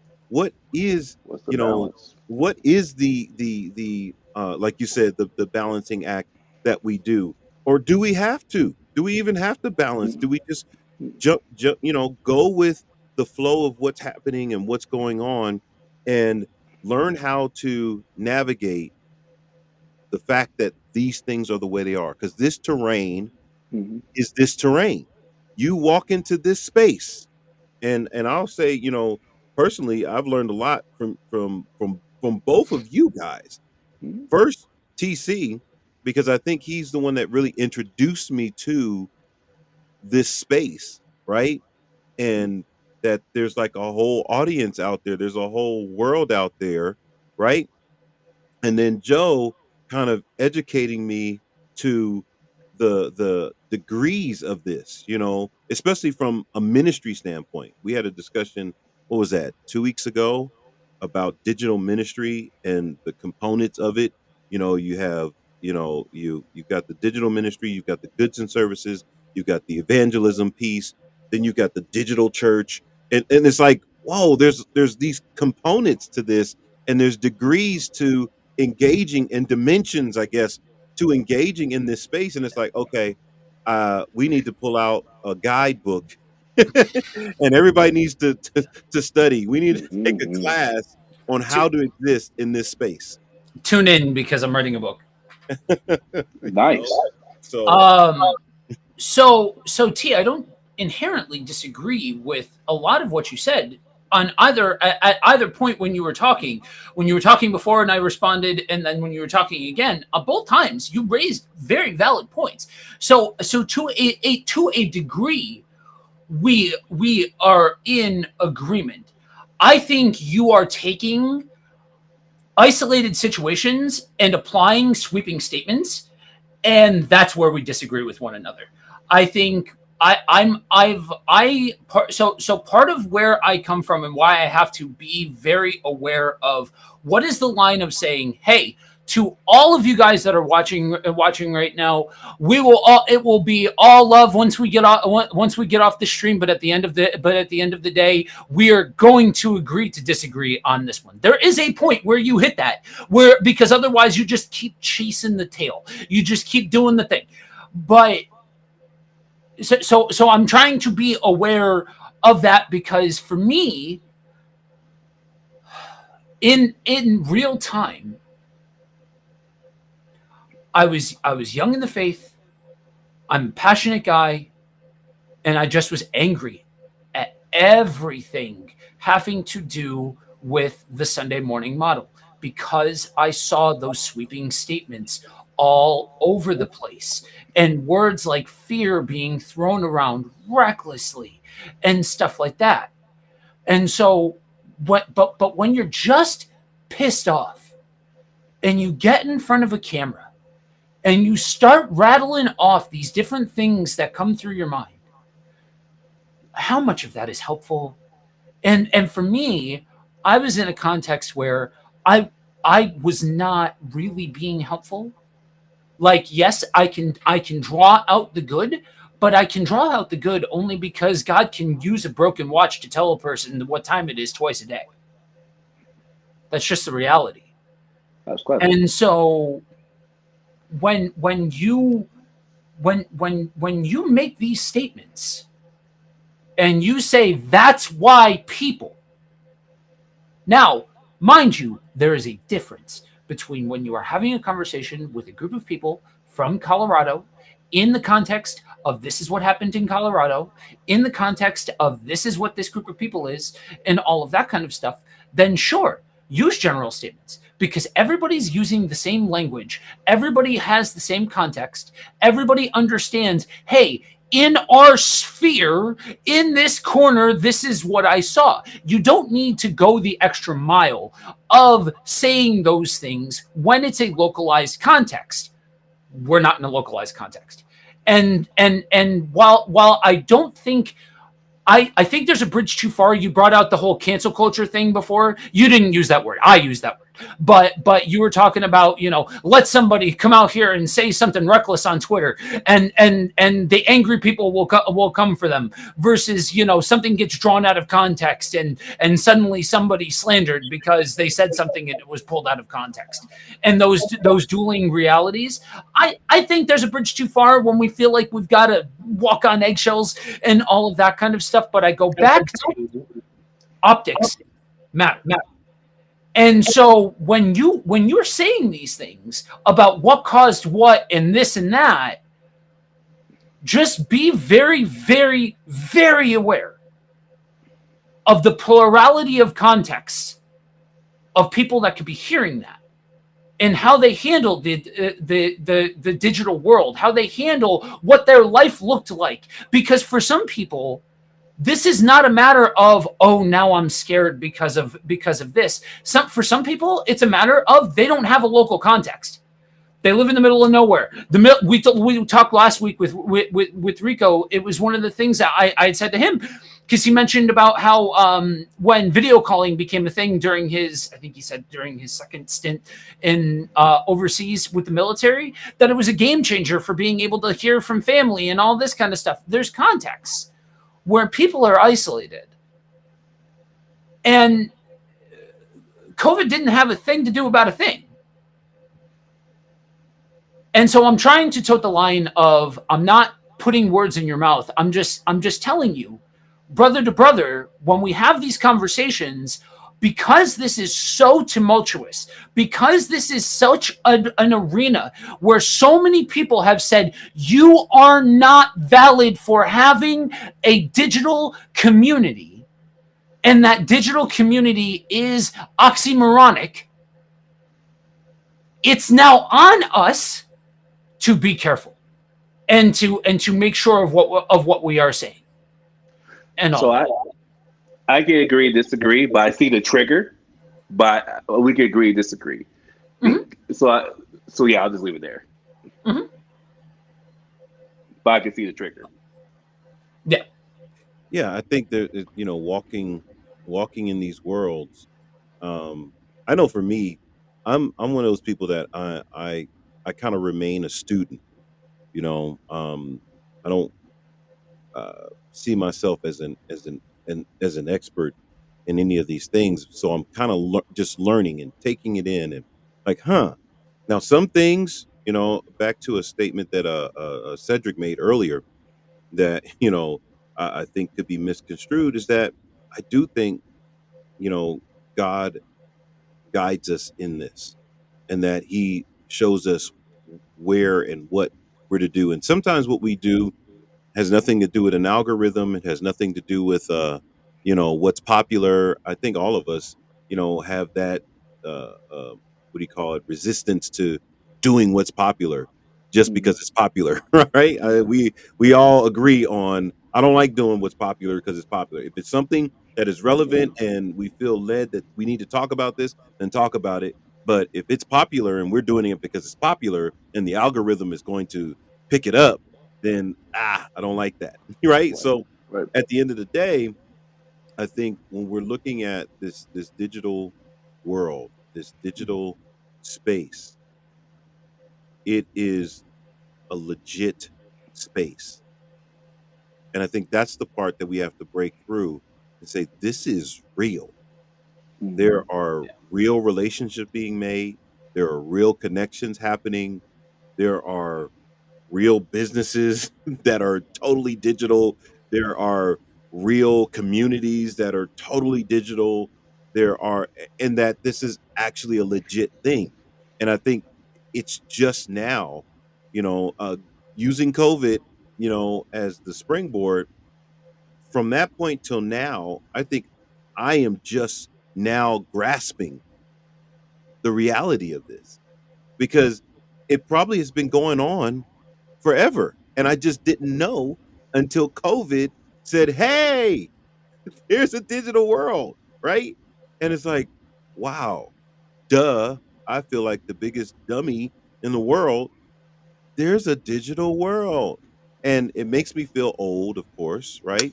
Because the younger people like, duh, what are you talking about? There's a digital world, and I'm like, hey, there's a digital world out there Did like you this. guys know that there's these things called podcasts? Yeah, like did you know discourse? When somebody told me about, I was like, I don't disco? What the disco Discord. dancing? No, Discourse.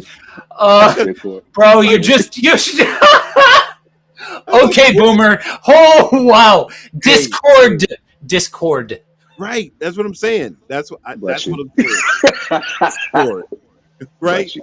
Not disco, Oh, discourse. Yeah. It's Discord. I'm like disco dancing on social. No, Bless you. wow, Mhm. phenomenal. right. So, but you see what I'm saying? Yeah, That no fail. for me, it's like, okay, Yeah. how do I embrace this as a reality, as a legitimate space, a legitimate world that you can function in? I was talking to a lady from Jamaica last week, right? Mhm. From one of my prayer videos. She reached out and was asking for prayer and this, that, and that. So I had emailed me and I'm talking to a lady from Jamaica Yeah. Yeah. through this these pixels and what I don't even know how it's happening, right? But it's happening that we're connected, and it's like, okay, we have to accept that this is a real thing. It's not going anywhere. How do we function in it? How do we navigate this world? What makes sense and what doesn't make sense? As you guys talked at the top, what language, how am I talking on here? And I tell Joe all the time, like, hey, something sounds, kind of weird. Like, hey, this is what somebody Mhm. might hear.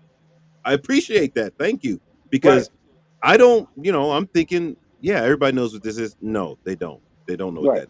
that is. And so again, I think if we're gonna say what's helpful, Mhm. one of my things that I would say is helpful is being humble and being willing to Mhm. listen and learn. If I Yeah. stay humble and I'm willing to listen and learn, I feel like this space can be a world that I can excel in for the glory of God, for years to come. Yeah.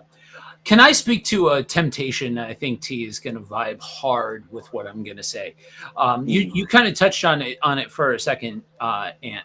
But when you're creating content and you can see through the matrix, right? You're a student of the game enough that you understand what triggers people to engage, what triggers people to watch, the thumbnail of it all, the content of it all. The biggest difference between T and I is T is a student of predominantly YouTube, and I am predominantly a student of broadcasting and podcasting. Not to say we're unaware of the other one's worlds, but because I'm also a YouTuber and stuff like that, as evidence from how some of you guys are watching this. But the temptation's there, right? You see I'm like, man, I feel like I'm a solid teacher, and I just if I just tweak this little thing here, then I can get more people, and then they'll hear the message and all of that kind of stuff. And then it's not mustache twirling, it's not big grandiose statements. It's death by 1,000 cuts. So to any of you guys watching that are content creators that wrestle with this idea of how do I be helpful, how do I conduct myself, how do I be a content creator and still be authentic to Christ and all of that, just I want you to hear that we recognize that there is a very, very real temptation to start to negotiate down your way down that road of doing the things that you know will sell, even if they aren't completely in alignment with what your convictions are. Exactly. Run from that. I'm gonna go ahead and tell you. Run. Because you always be chasing the horse. If you don't, you always be chasing. And so let me ask this before you finish the statement. I want both of you guys to chime in on this. How do you focus on the mission without, and both of you guys are very knowledgeable about this. How do you focus on the mission and not let the analytics dictate what you do in this digital space? That's a loaded question. Yeah, I think the matrix are the same way as podcasting, YouTube, TikTok, whatever you do. Yeah. There's always going to be this pull to do what's trending. That's what they teach you. Because if you're a content creator, I'm pretty sure you're investing most of your time on what works, because you put a video out that had 5 views. They didn't do to your expectation, right? I know I'm using 5. It may not. And three of them were probably you hitting it up from other accounts. Right. We've all been there. This feeling of I put my heart and soul, I created, and no one's watching it. So what do I need to do? And so then you go on a hunt to figure out what works, and you discover analytics. They teach you your basics. Your basics are always going to be in the creation is, how does this platform work?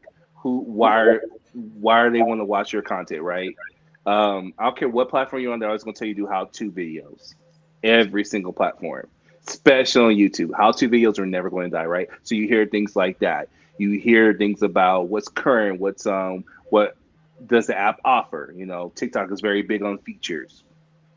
YouTube is very big on wordplay and features. And it's constantly evolving. The algorithm is constantly changing, right? And so that's in your mind. And you know, I can only speak as a Christian content creator. That can be hard because God is telling you to do something, right? And majority of the time, and I'm pretty sure you gentlemen might be able to attest, the thing that God's telling you to do is going to a lot of times counter the way algorithms and things are structured to work. A lot, you know, for me, I'm gonna go ahead and put a lot, because there's a sense of, well, which one do I serve? Now, being more mature in it, you realize it's not about which one can you serve. It's about using what you have to the best of your capacity. And so for me, when I create a video, I am gauging my audience because I've talked to my audience now. I know what they want. And so that might cause me to actually ignore what my analytics says I should make. But however, there is a responsibility that me and my audience, or my, I'd say community for me, have established a relationship that this is beneficial for them. Yeah. You know, which in my degree, when I'm looking at scripture and when I'm talking with God, this is what they need to hear. So God, we're going to speak to this issue. However, as a creator, right? Because that's, I think, the part that gets iffy is that we're creators, and that there's I think me and you have this conversation a lot, Joe. There's a sense of art behind this, right? We may not be a actual painter or something like that, but it's an art of creation. So there's stuff that you want to explore. So for me, it's like when things are trending, I'm like, that's very interesting. I as a creator, I might want to try that. But my basis is always going to be, um, what is God saying to my audience? What does my audience need? And that's how I create. And that might be hard for people, you know, and I totally understand.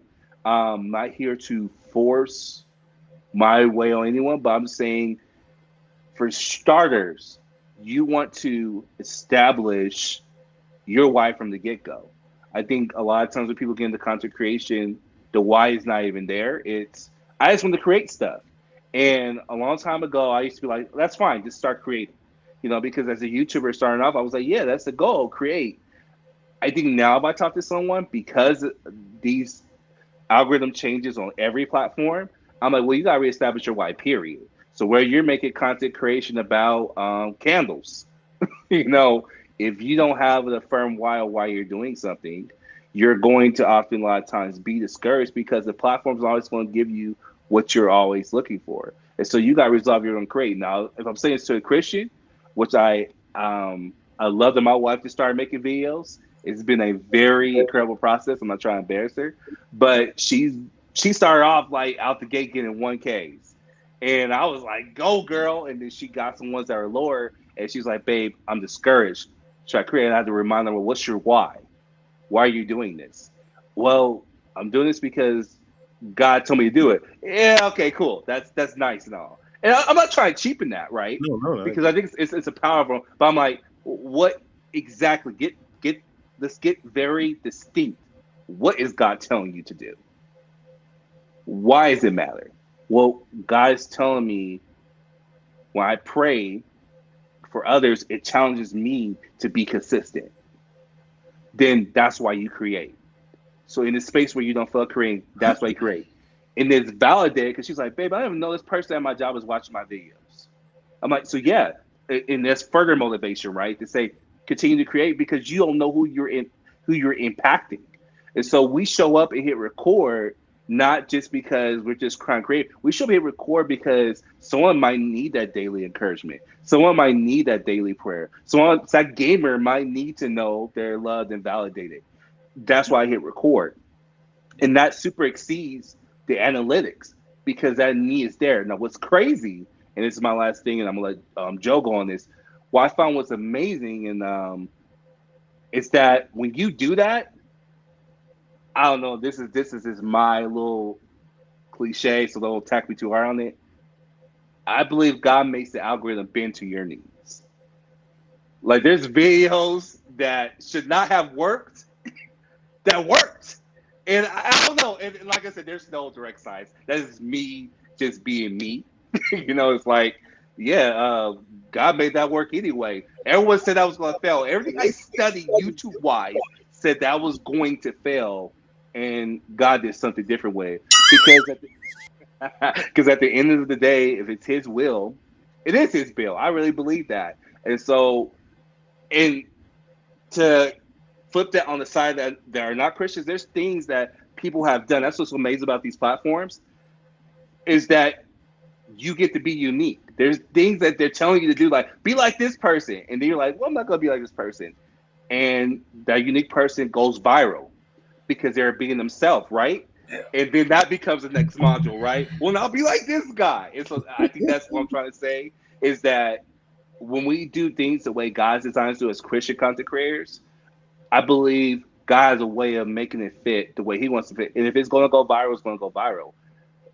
But that shouldn't be your focus. Your why should always be something more deeper than that, because those things are always changing. If you hear anything I'm going to say, you'll be a miserable content creator if you create from that space, because things are changing. I've been that content creator where it's like, how come my damn videos don't work? I said just like that, and mad, well, I'm not recording another thing because I'm coming from that space. Yeah. Yeah, I don't know about all I'm going to say about the whole God influencing things thing. I'm going to say that's interesting. Oh,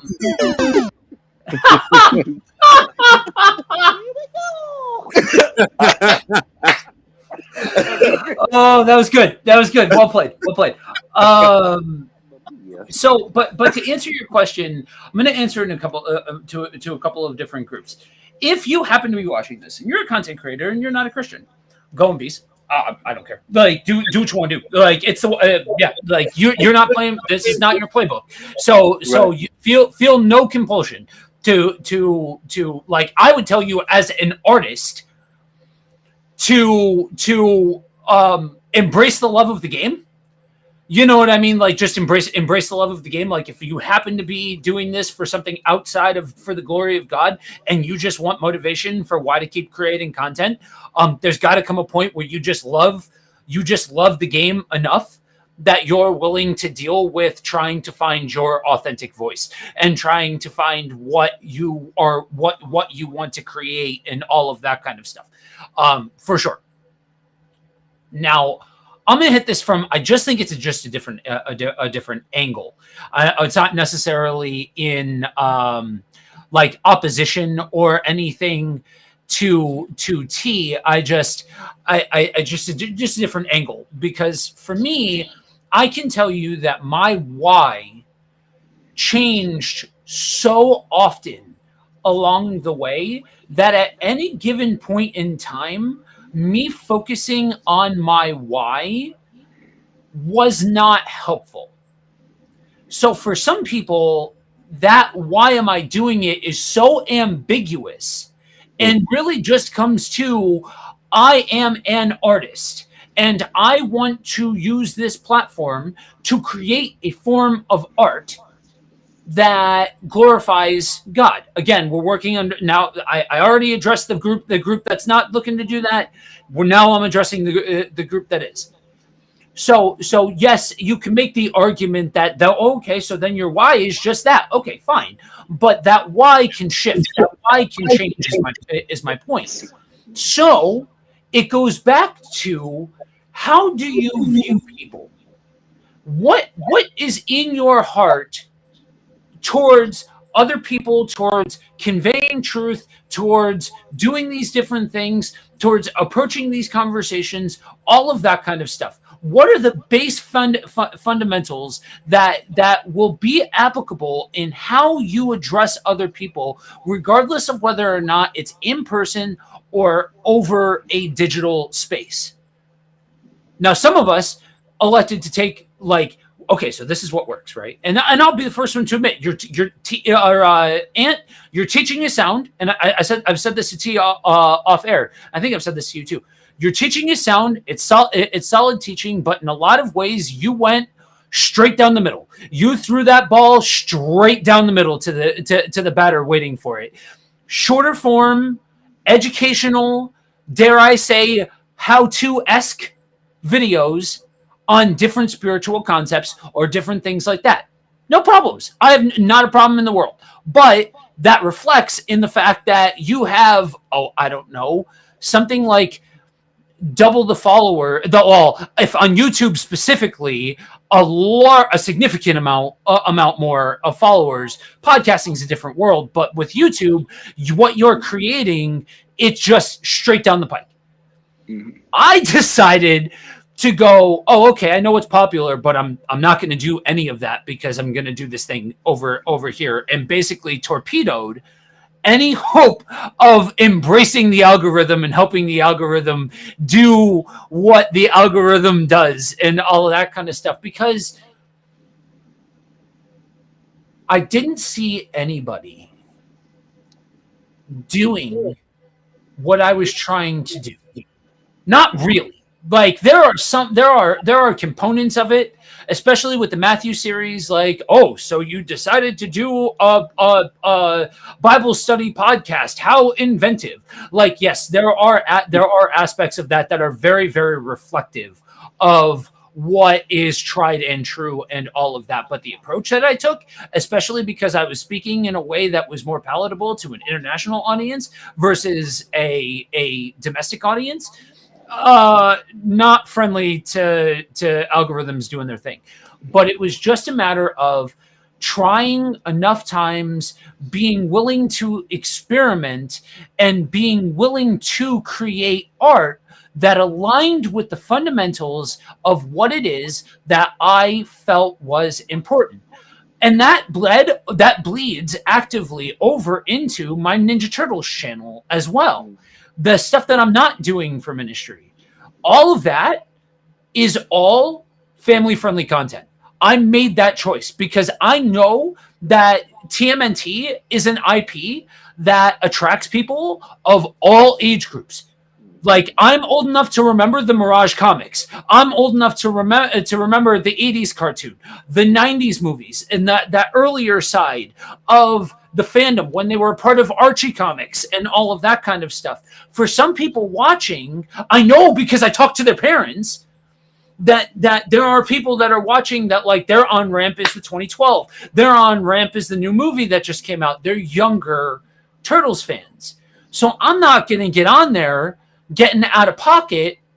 And also I have a deep desire to see the different groups of the fandom be able to cooperate with one another and embrace the fact that we all love this IP, and we can all love this IP because it has different generational aspects to it. That like, you've got your version, I've got mine, this person has theirs, all of that kind of stuff. There are fundamentals that I drew into that, even though that's not necessarily specifically to glorify God. God didn't tell me to start a Teenage Mutant Ninja Turtles channel or any of that kind of stuff. It's just convictions, I guess. And I struggle to use that word. I don't know if I would necessarily call it a conviction, but it's something that it's a tug that I feel like, oh, okay, if I'm gonna set up shop in this corner of the internet, then I'm going to bring this into this corner of the internet. I wouldn't get on there and heal at all, whereas I would get on Let It Rip and heal on Let It Rip because this is more of a, dare I say, edgier, dare I say, and all within the realms, right? We're not going to get on here and start doing a George Carlin bit and all that kind of stuff on the air or anything else like that. But within reason, this is edgier content, and this almost comes with a, you know, for mature audiences sort of disclaimer to it, because we're talking about real life situations, real life things like that, but making sure that connective tissue is there from every single point. And then when you find something that you feel compelled towards, that I want to do this, I want to be the voice that's speaking to this, you with gaming and Christianity, or gaming and pastorship, and all, and trying to, you know, marry those worlds and try to be a voice in there. All the time when I engaged with the nerd culture community, or I've engaged with the goth lifestyle community and all of that kind of stuff, and I can take these principles into those worlds because the foundations and fundamentals are there. And that goes to really the entire thesis statement of how can we be helpful? Well, there's a lot of different ways to I'm going to use a word that has a lot of different meanings to it. Manifest helpfulness within the digital space, godly helpfulness. There's a million ways to do it because everybody's unique, and it is democratized the ability to be able to get out there and speak something, for better and for worse. So having those fundamentals of, you know, to touch tone on every single part of this conversation, am I drive-by evangelizing? Am I hyping up and overstating what God's about to do? Am I just looking to slay somebody with the truth? Am I trying to have a conversation with somebody? Am I trying to engage a community? Am I trying to bring life into a community? I would even argue that my whole thing of, you know what? Yeah, in this stream, in the last 2 hours and 10 minutes, I've agreed with I've disagreed openly with both of these gentlemen. And I have the full confidence that we will hit the off button. We will have our post-production meeting. It'll be all love. It'll be all good. Because we understand that we can disagree with one another and not throw everything out just because we don't stand on every single solitary principle. You don't need to in order to cultivate community. So even down to the turtles thing, my desire to help people see we can be a community in all forms, in person, online, whatever, we can be a community. Sure, maybe that is bleeding over into the turtles world as well, because that's something that I hold deeply to. And so it's influencing these different ways. Amen. Yes, sir. Well, we're getting ready to bring this plane into a landing. We want to hear from you about today's stream. If you're watching, lurking, we want to hear about some of your questions or concerns. And feel free, if you want to leave them now, we're waiting here. If not, definitely you can comment on the stream at any time you want to. Also, you can message us as well. Feel free to do so. With that being said, I want to say this stream has been really good in the sense of informative. It's been powerful. It's even been controversial. All those things that make Let It Rip amazing, because you can have all those beautiful moments in one stream. So I'm gonna turn it back over to you, Joe, and we'll go from there. Okay, guys. So TLDR of the stream, be like Cedric. No, seriously, shout out to Cedric for being in the chat and engaging and all that kind of stuff. Like T said, we value hearing from you guys, so feel free, guys. For those of you that engage in this sort of thing, happy Easter. Happy Resurrection Day, whatever you want to call it. I know that Easter can be a spicy word for some, but regardless of what you call it, my hope is that you can find a body of believers and engage with them, or at the very least engage with God and on this day. So guys, until next week, where we are again live Friday and Saturday, 9:30 a.m. Eastern. I will let you do the math on your local time zone. Until next week, guys, remember two very important things: that you are prayed for and you are loved deeply. All right, peace out.